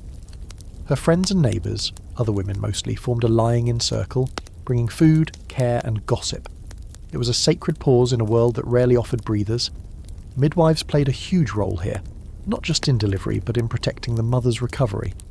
They monitored bleeding, checked stitches if any were made, and enforced rest when husbands got impatient. One 14th century English midwife is recorded as telling a particularly pushy husband that the Holy Mother herself would slap him from heaven if he touched his wife too soon. You get the sense she may have said that more than once. There's also a huge scholarly debate over whether the postpartum taboo was rooted more in misogyny or medicine. Was it about spiritual cleanliness? Or was it an early, if awkward, recognition that the body needed time to heal? Some argue that this taboo reflects a surprisingly advanced understanding of the dangers of infection, hemorrhage, and physical trauma. Others say that's giving medieval society too much credit, that the rules were more about control than compassion. Maybe both are true. What we do know is that the pressure to purify the woman before returning her to her husband says a lot about the way sex and female bodies were viewed. The woman wasn't just recovering, she was being repaired, cleansed, reset. as if her very participation in childbirth had broken something sacred. It wasn't just about her either. The man's desire was also under scrutiny. To want your wife too soon was considered animalistic, selfish, and spiritually dangerous.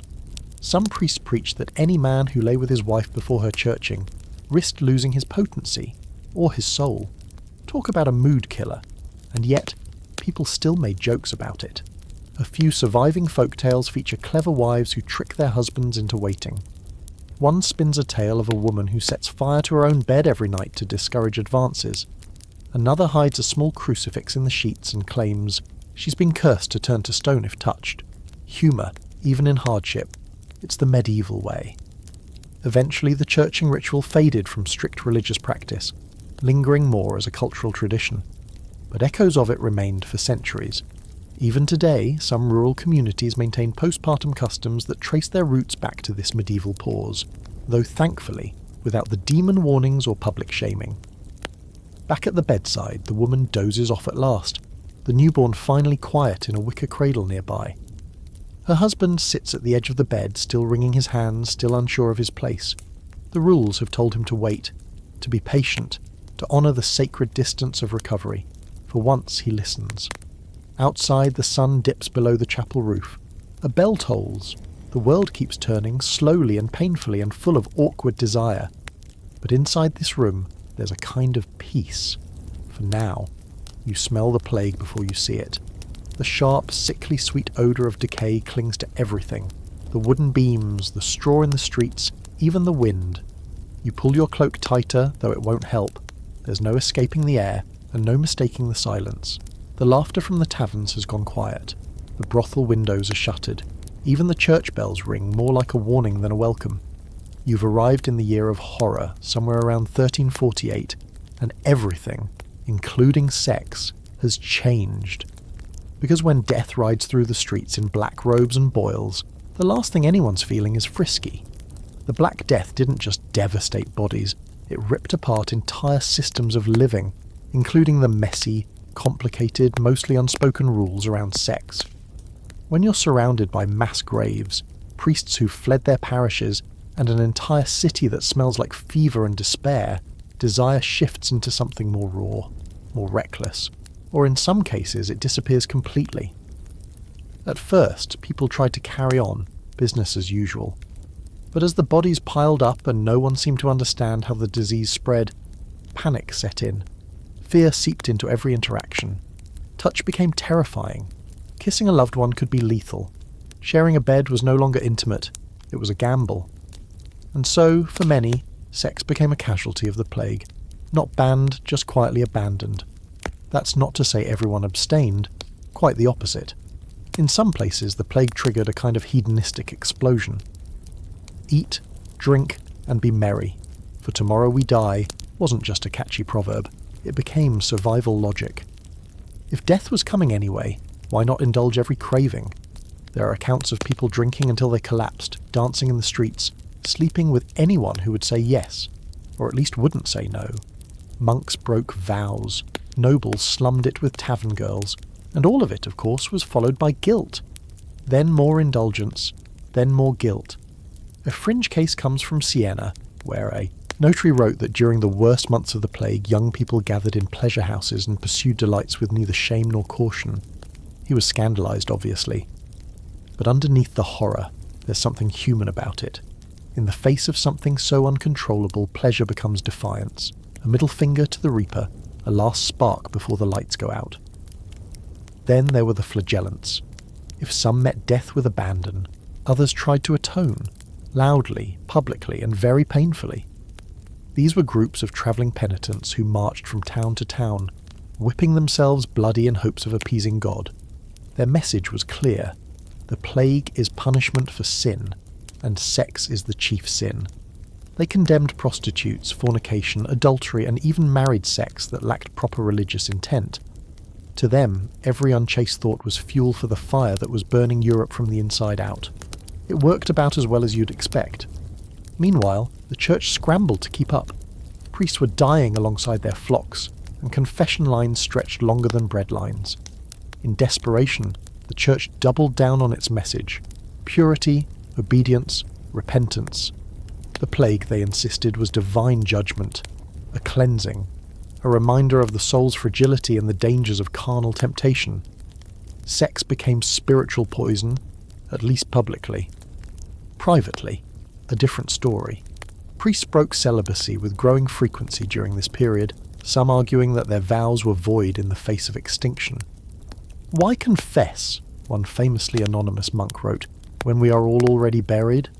Scholars have debated whether this was true moral collapse or just raw panic. But either way, the image of a priest sneaking into a nun's chamber as the town outside burns isn't so hard to imagine.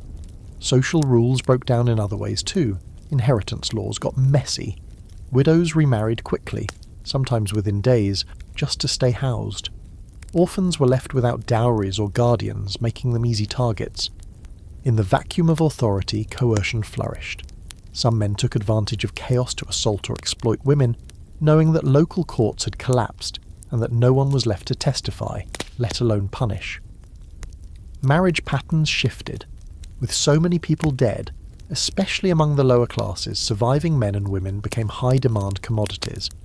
There are records of peasant girls receiving unusually high dowries, widows being pursued aggressively, and remarriages happening in rapid succession. Love didn't drive these matches, survival did. Who could cook? Who could protect? Who had access to clean water and maybe a goat? Romance wasn't exactly dead, but it had been replaced by spreadsheets, emotional ones. And yet, amidst the terror, some couples did cling to intimacy, not for pleasure, but for comfort. Grief drives people together in strange ways. There are letters from this period, some barely legible, others written in frantic Latin, that speak of quiet nights spent holding hands, not speaking, just trying to feel something besides fear. In one heartbreaking note, a husband writes to his absent wife, "I dream of your warmth, not with lust, but with longing. I miss your breath on my neck. I fear I shall die without it." A scholarly debate still rages over how the plague reshaped sexual norms. Some say it shattered the old systems and gave rise to a more cynical, pleasure-seeking society. Others argue it deepened religious repression and moral rigidity. In truth, it probably did both. What we know for sure is that sex during the plague became something else entirely. Not joy, not rebellion, not sin, but something ghost-like. A memory people clung to, a spark in the ash. The woman you saw earlier, her brother lies in the next room, black boils under his arms, skin the colour of the ash. Her fiancé never returned from the city. Her neighbours buried their fourth child yesterday. And yet, she braids her hair before bed. She still presses her fingers to her lips, as if remembering a kiss. Still wraps herself in the only clean blanket and stares at the ceiling, whispering someone's name like a prayer. Because even as death clogs the streets and the priests chant endlessly for mercy, people remember. Desire doesn't vanish. It just waits. Quiet. Cold. Still smouldering under the grief. You leave the house, the stench of smoke and sage clinging to your cloak. A cat darts across the road. A bell tolls. And in the dark, behind shuttered windows, someone reaches out in the night and is grateful to feel another hand, even if it's just for a moment. You're flipping through a worn manuscript in the scriptorium of a sleepy monastery when a loose page flutters out and lands at your feet. On it, not a hymn, not a list of saints. No, what you've found is a drawing, and it's not innocent. A pair of humans entangled in a way that looks less like prayer and more like something you'd expect from a 2 a.m. corner of the internet. You blink, look around, no one else notices. The monk across the room is snoring into a stack of parchment. You just discovered one of the best-kept open secrets of the medieval world. Dirty books existed, and so did the monks who secretly loved them. It turns out medieval manuscripts weren't always strictly sacred. Sure, most were. Bibles, psalters, sermons, but in the margins, that's where things got wild. There, tucked beside Latin prayers and solemn illuminations, were rabbits jousting with genital-shaped lances, naked people climbing trees of lust, or men getting swatted on the butt by disapproving nuns. You want medieval erotica? Forget the brothels. Look in the margins of a 13th century book of hours. These naughty illustrations, what scholars call marginalia, served many purposes. Some were jokes, some were moral commentary, some were art students getting weird after too many hours of gold leaf and boredom, and some, let's be honest, were pure indulgence, a way to sneak a little joy, a little curiosity, a little something else into the otherwise bone-dry business of transcribing holy texts. But it wasn't just the drawings. Texts themselves could get spicy. There were poems about love and longing, letters between secret lovers, and even full-blown erotic tales hidden in courtly literature or veiled as allegory. One poem from the 14th century France, The Romance of the Rose, spends hundreds of lines talking about gardens, keys and roses in a way that leaves absolutely nothing to the imagination. Scholars at the time argued over whether it was a theological masterpiece or medieval softcore. Now here's the kicker. A lot of these works were created, copied or collected by clergy. Monks, priests, scribes, men supposedly devoted to celibacy, had front row seats to all kinds of erotic content. Did they enjoy it? Some definitely did. One monk wrote a whole treatise about the sinfulness of lustful thoughts, then immediately followed it with a very detailed account of a woman struck down by her own desirous body. You can't make this up. Or rather, you can, and he clearly did. It wasn't all hetero either. There are manuscripts with explicit references to same-sex encounters, often couched in mythical or allegorical terms. A knight and his companion sharing a bed in a tale of loyalty. Two women exchanging cloaks and joining prayers with a suspicious lack of further explanation. The church tried to scrub this out, but the margins, again, preserved what the sermons tried to deny. Even some saints' lives got weird. Take the hagiography of Saint Pelagia, a former courtesan who converted to Christianity. Her story includes detailed descriptions of her great beauty, her effect on men, and her habit of bathing naked in public. Not exactly subtle. Or St. Mary of Egypt, whose tale includes long passages about her sinful youth, where she seduced dozens of men before repenting in the desert. It's all very moral, of course, but you can practically hear the monk scribbling with one hand while clutching his rosary with the other. And let's not forget the medieval universities. Far from the chaste halls of reason we like to imagine, they were often hotbeds of bawdy literature. Students passed around fabliaux, short humorous tales full of trickery, adultery and fart jokes. Yes, fart jokes. A popular theme was the clever wife who outwits her jealous husband to meet her lover. Another favourite? Priests who seduce women under the pretense of offering confession. The overlap between humour and horniness was not subtle. But how were these texts allowed to exist? Weren't they banned? Sometimes. But enforcement was inconsistent, and the line between art, satire and obscenity was often blurry. A lot of scribes simply didn't care, or figured no one would ever read the margins. Some wrote under pseudonyms. Others smuggled verses into otherwise respectable works. One monk famously bound a collection of dirty poems inside the cover of a Bible. The divine and the depraved tucked together like uneasy roommates. A quirky little fact. One 14th century medical text includes a marginal note from the scribe that reads, "This section is dull. I wish to be home with my lover." That's the medieval version of texting your crush during a Zoom meeting. Scholars today still argue over how widespread this material was. Some claim it was limited to the elite, the literate, and the deeply bored. Others insist it reflected a much broader cultural reality, that everyone, from peasant to priest, engaged with erotic storytelling in some form. After all, in a world without TV, books were the hottest entertainment around, and if you happened to be the person copying the books, you got to decide what slipped in. The church, predictably, had opinions. Councils were held, warnings were issued, and books were burned. But the truth is, many of the people doing the condemning were also the ones writing the content. It was a system of whispered contradictions, morality in public, curiosity in private, the ultimate medieval double life. You lean closer to the manuscript on the table. The drawing you spotted earlier now reveals a second figure, peeking from behind a tree, looking just as shocked as you. It's oddly self-aware, this little joke from a scribe who probably spent most of his life pretending not to think about what he'd just drawn. Outside the monastery, the sun is setting. The bells call the brothers to vespers, but here, in this quiet room of ink and mischief, you've uncovered a truth most sermons never mention. Medieval people had dirty minds just like us. They just had to get more creative about it, and thanks to their creativity and their total inability to resist doodling, some of those thoughts made it all the way to you. You're kneeling in the shadows at the edge of a candlelit hall, surrounded by rustling silk, jingling belts, and the faint perfume of rosemary and sweat. A low lute plays in the corner while voices rise and fall in a strange mix of Latin, French, and something that might be German, if German had a hangover. You're in a medieval court, one of the rarefied spaces where sex, power, and politics are about to get into bed together. Sometimes literally.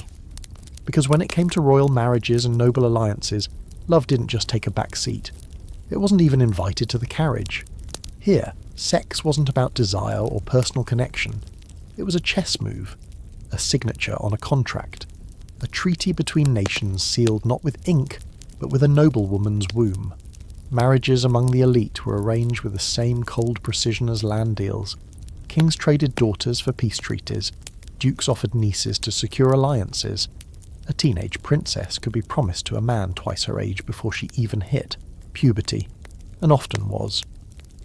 The age of consent was technically around 12, though consummation could be delayed. Sometimes, not always. You'd think such high-stakes unions might come with some, tenderness. They didn't. The wedding ceremony itself was often a public spectacle, complete with witnesses, elaborate blessings, and sometimes a bedding ritual. Yes, where people gathered around the newlyweds' bed to make sure they got down to business. In some regions, the couple would be literally tucked into bed by a priest, while tipsy relatives shouted encouragement and tossed coins. It sounds like a frat party. It was treated as a sacrament. But just because sex in these marriages was expected doesn't mean it was easy, or even consensual. A young bride might have no idea what was happening. A groom might be too drunk, too old, or too uninterested to perform. And failure to consummate the marriage could be grounds for annulment, which meant families, priests, and even medical examiners could get involved. No pressure. Enter the marriage bed, a place that was both sacred and strategic. Virginity had to be proven. Fertility had to be confirmed. And heirs? Heirs were everything. Producing sons wasn't just a personal goal, it was a national emergency. Queens who failed to give birth could be set aside, humiliated, or quietly disposed of. One French noblewoman was sent to a convent after 3 years of childlessness. Another was accused of witchcraft. Another just disappeared. The sex itself. Don't expect romance.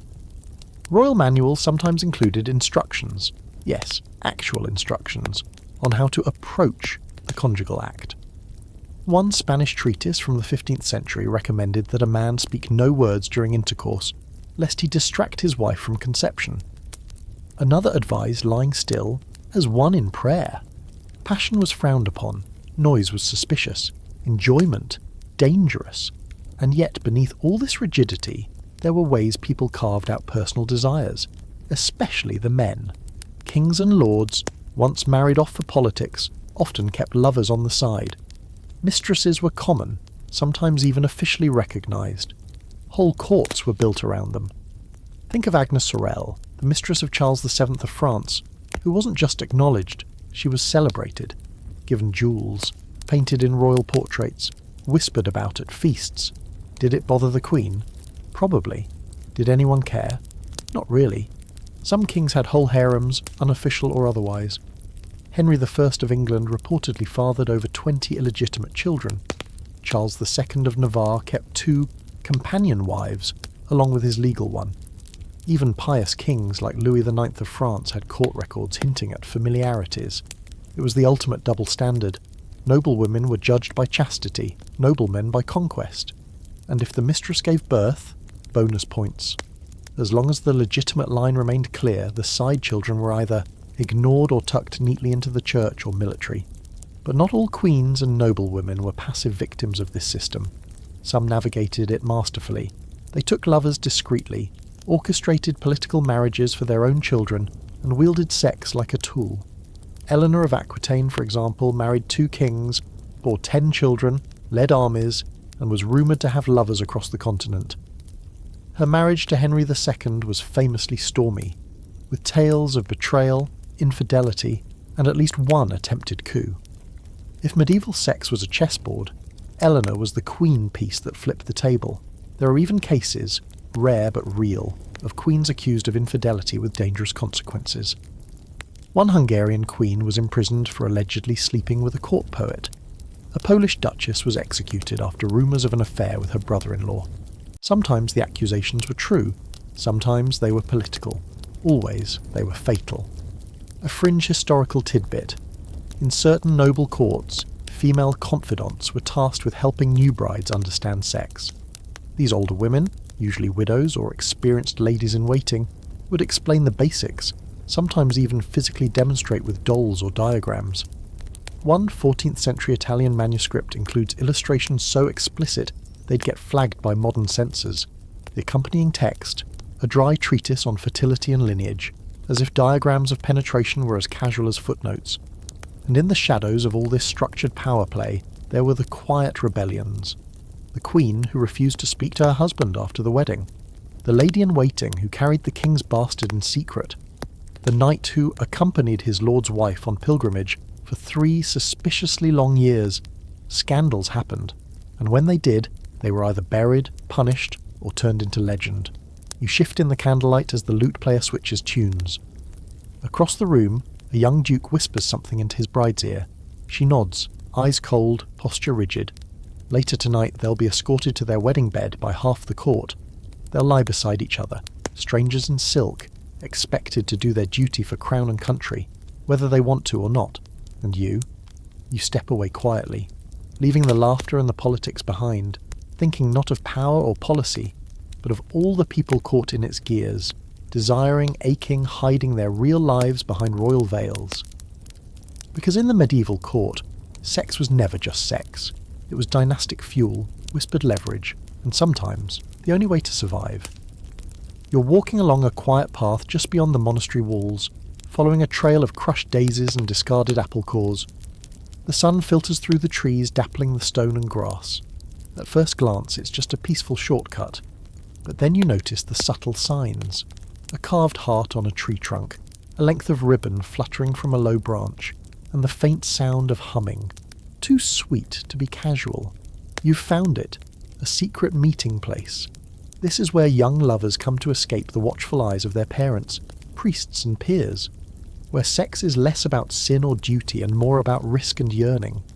Tonight, we're stepping into the quiet world of medieval folk romance, the forbidden, the impulsive, the unsanctioned kind. Because not everyone in the Middle Ages was getting married in a cathedral or trading rings at court. The vast majority of people, peasants, labourers, shepherds, artisans, formed relationships that didn't always follow the rules. Sure, there were customs and laws and nosy neighbours, but desire didn't care about paperwork. And in the shadows of the official church doctrine, something else grew. An earthy, secretive culture of love and lust, shaped by whispers, rituals, and really bad timing. Let's get this out of the way. Sex before marriage was officially forbidden. The church railed against it constantly. Sermons warned that premarital intercourse could lead to disease, misfortune, or worse, unwanted pregnancy, which was a logistical nightmare in a world without reliable birth control and with a strong preference for blaming women for literally everything. But despite all that, people still did it. A lot. And sometimes, surprisingly, it was fine. There's evidence that in many medieval communities premarital sex was tolerated as long as there was a promise of marriage. It was even expected in some areas that couples would test their compatibility before formally tying the knot. The German word for this, handfeste, meaning a kind of binding engagement that allowed for intimacy but required a wedding down the line. Not quite a one-night stand, more like a trial period. But that informal leeway didn't come with safety nets. If a pregnancy happened and the man bailed, the woman was in trouble. Bastards, children born out of wedlock, weren't entitled to inheritance, couldn't join many guilds, and carried a social stigma that followed them into adulthood. Unwed mothers could be fined, shunned, or forced into servitude. Midwives were often caught in the middle, providing care, offering herbal remedies to bring on a late period, or helping arrange discreet adoptions. And yet, even with the risks, love stories bloomed in haylofts and shadowed corners of the meadows. Peasant songs from the era are full of earthy metaphors, ploughing fields, milking cows, climbing ladders, that are definitely not about agriculture. One popular French ballad describes a girl who meets a shepherd in the tall rye, where they exchange gifts of honey and sweat. Subtle. Folk customs around courtship were rich, creative, and occasionally absurd. Boys would carve their names into tree bark next to girls' initials. Girls might leave sprigs of herbs, rosemary for remembrance, thyme for courage, outside a boy's window, and on feast days, or village fairs, couples would sneak away during the dancing, finding hedges or barns that conveniently lacked chaperones. No one said it out loud, but everyone knew. The smiles were just vague enough to preserve deniability. There's even evidence that in some communities a woman who got pregnant before marriage could force a wedding. By presenting the baby in court and naming the father, she could legally compel him to marry her, or face fines and loss of status. This was known as a presenting the belly, and yes, it caused some drama. Some men fled, others married reluctantly, and some, shockingly, were genuinely happy about it. But not all love stories ended in legal contracts. Some ended in heartbreak, exile, or worse. In one 15th century English case, a young woman was whipped publicly for enticing a man from his marriage promise. In another, a man was fined for taking liberties with a brewer's daughter and then ghosting her.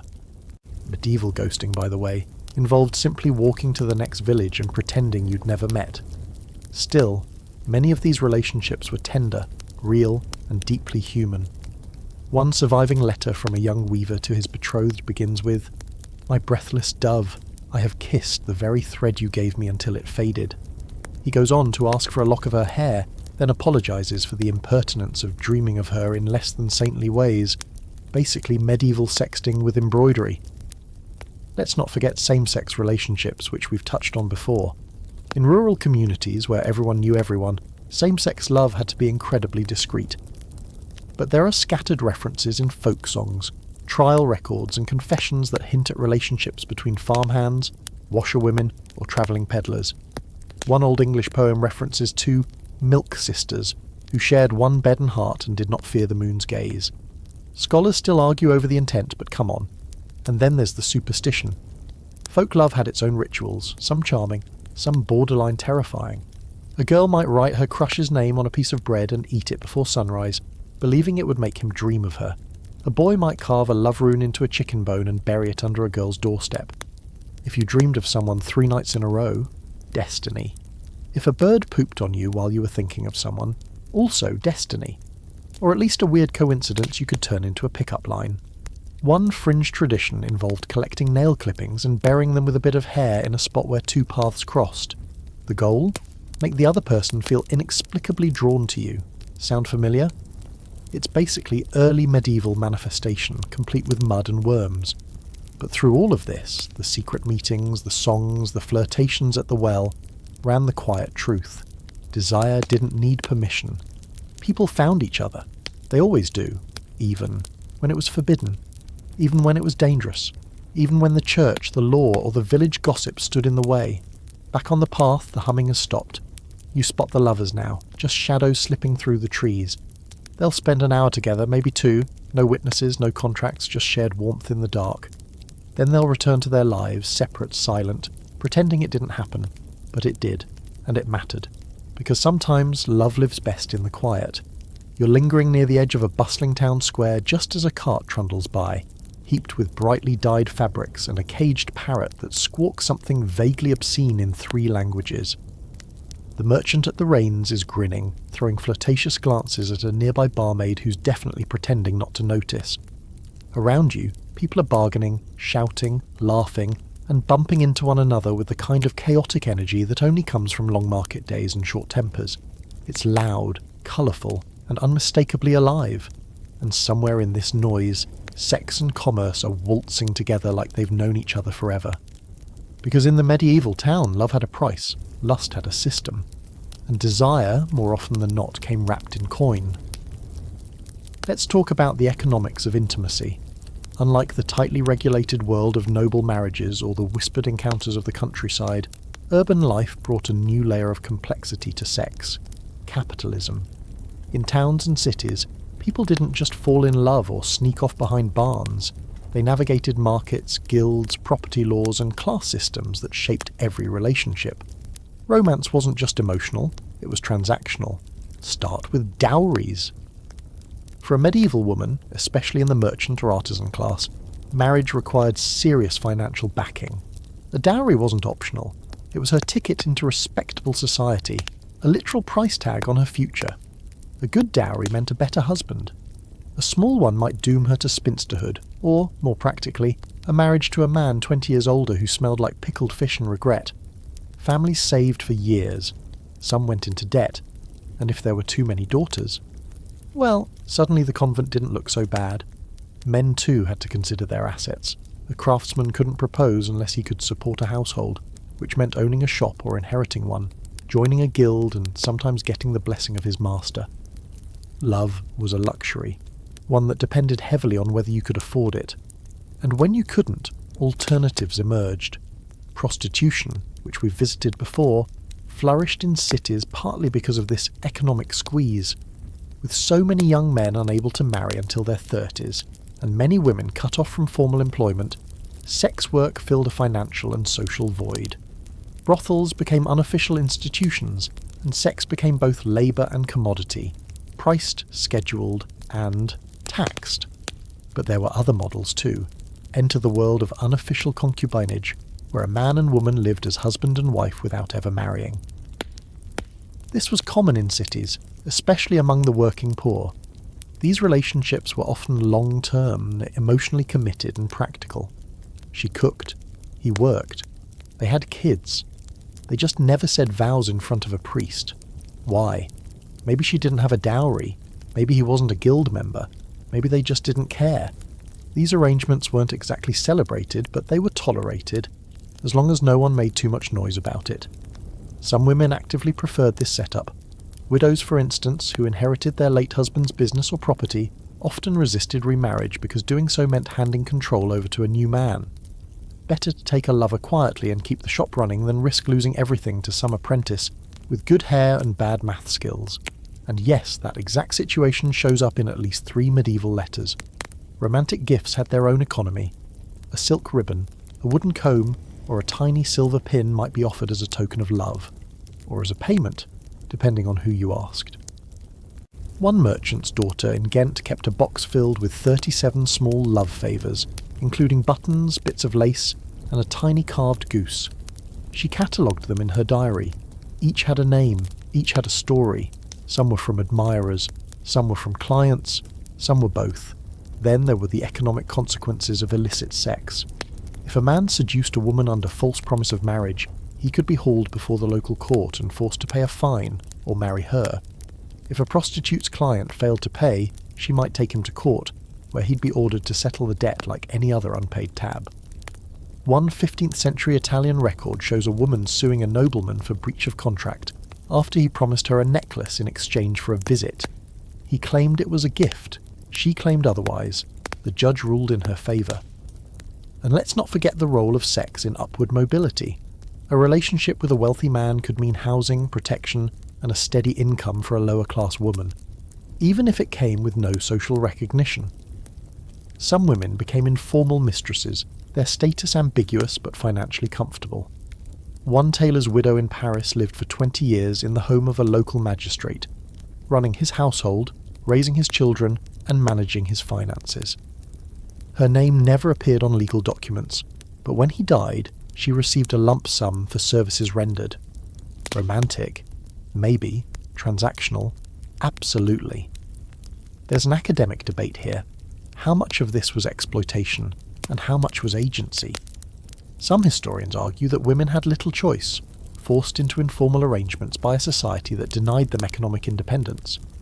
Others suggest that women navigated these systems cleverly, using sex and charm as tools for survival and influence. The truth, as usual, sits somewhere in the middle. These relationships weren't always fair, but they weren't always powerless either. A fringe detail for your consideration: some medieval towns had marriage registers for cohabiting couples who never officially wed. This was a way to track property rights and tax households, and in at least one town it included a section for temporary unions. So yes, there was paperwork for hookups. Back in the market square, a woman with a basket of pears flirts with a travelling singer, who offers her a coin in exchange for a song, and maybe something else. A boy delivers a letter with a pressed flower tucked inside. Two baker's apprentices argue over who gets to deliver bread to the pretty innkeeper's daughter. Everyone's bartering, haggling, trading. And beneath all of it, love and lust slip between transactions like smoke between shutters. In a medieval town, sex wasn't just personal, it was currency. It bought protection, it bought status, it bought time, and sometimes, against all odds, it bought love. You sit now beneath the slanted rafters of a modest home, the kind of place with smoke-stained walls, a low ceiling and rushes on the floor that haven't been changed in a few weeks. A single candle flickers, throwing soft light across a pair of wooden stools and a heavy oak table worn smooth by elbows and time. Across from you sits an old woman, her hands folded in her lap, her spine a little too straight, her eyes still sharp beneath the grey wisps of hair escaping her scarf. She's not royalty, she's not scandalous, she's not in any marginalia. She's just someone who's lived a long life in the middle of a small village, and what she knows about sex would fill a library, because when all the courts and brothels and flagellants and lords are stripped away, what remains is this, the everyday intimacy of ordinary people. Not just lust, not just sin, but something slower, more familiar. Quiet partnerships that grew over years of hard labour, cold winters, and borrowed blankets. This is the last chapter in our journey through medieval sexuality. The kind that doesn't make it into the histories, because it wasn't loud, it was just life. She tells you about her husband, gone now, 10 winters past. They married young, didn't really know each other. He smelled like sheep the first time they kissed. She laughed, he apologised, she didn't mind. He made her laugh again later, after the wedding feast, when they were alone for the first time and both so nervous they forgot which side of the bed to sleep on. Their first night wasn't magic. It wasn't even that good, but it got better, slowly, like everything else. Sex, she says, was never about fire and thunder. It was about rhythm, about trust, about knowing when to reach out and when to leave the other alone. Sometimes it was quick, in the middle of chores. Sometimes it was long and quiet, just breathing together in the dark. There were no manuals, no diagrams, no perfumes, just hands and breath and time. They had 6 children, lost 2.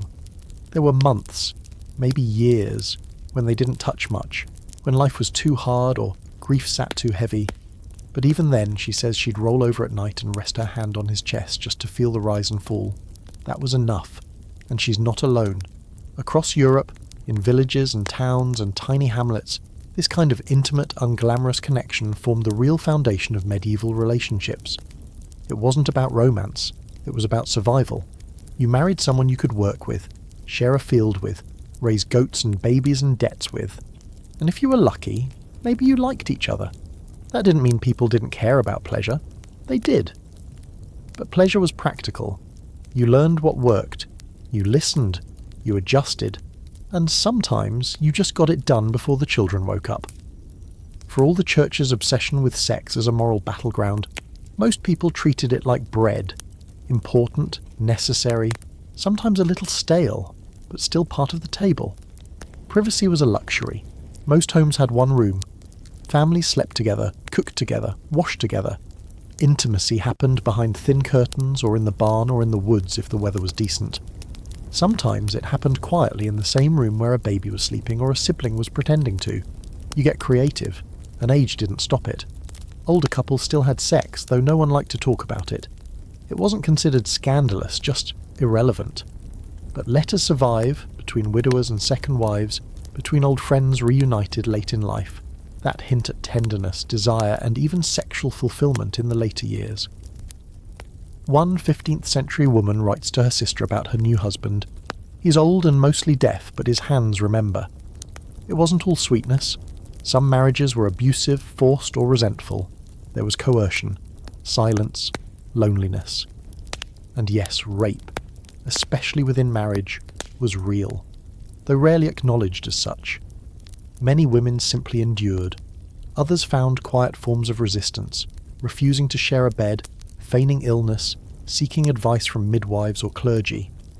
A few even ran away. But those weren't the only paths. Sometimes a woman found joy with a man who never raised his voice. Sometimes a farmer fell in love with the widow next door. Sometimes 2 people, tied together by circumstance, grew into something gentler and stranger than love. a kind of companionship that didn't need words. And here's the scholarly debate. How do we study this? These small daily acts of affection, buried under centuries of silence. Historians have court records, church edicts, poems, medical texts. But the sighs at night, the warmth of a hand, the moment two people lock eyes across a room after 30 years of marriage, that doesn't make it into the archives. So we guess. We read between the lines. We find the shopping list scribbled on love letters, the wedding rings passed down with thumb-worn prayers, the lullabies that were once seduction songs, rewritten for cribs. We build the picture backward, from ashes and breadcrumbs, and hope we're close. The woman across the table stands to stir the pot on the hearth. Her knees creak, the candle sputters. She hums an old tune, something about Maytime and ribbons. She doesn't ask if you've heard it before, she knows you haven't. It's from a life most people forgot to write down. Before you leave, she hands you a small cloth bundle. Inside, a sprig of dried lavender, a smooth stone, and a knot of red thread. For love, she says, or something like it. You nod. You don't ask questions. Some truths don't need explaining. And as you step outside into the cool night air, you realise this is where the story ends. Not with scandal or sermons, but with quiet endurance. With the spaces between the rules. With the parts of medieval life that were never about control or fear or spectacle, but about people. Strange, complicated, beautiful people, doing their best to figure out what it meant to be close. So now you're lying there, head on your pillow, maybe your fan humming softly in the background, the edges of your blanket pulled just right. You've made it through. Congratulations. You've walked the long winding corridors of medieval sex, peeked behind the monastery walls, ducked into brothels, danced at royal weddings, and eavesdropped on lovers in haylofts. You've survived churching rituals, plague-fueled hedonism, and more herbal aphrodisiacs than anyone reasonably should.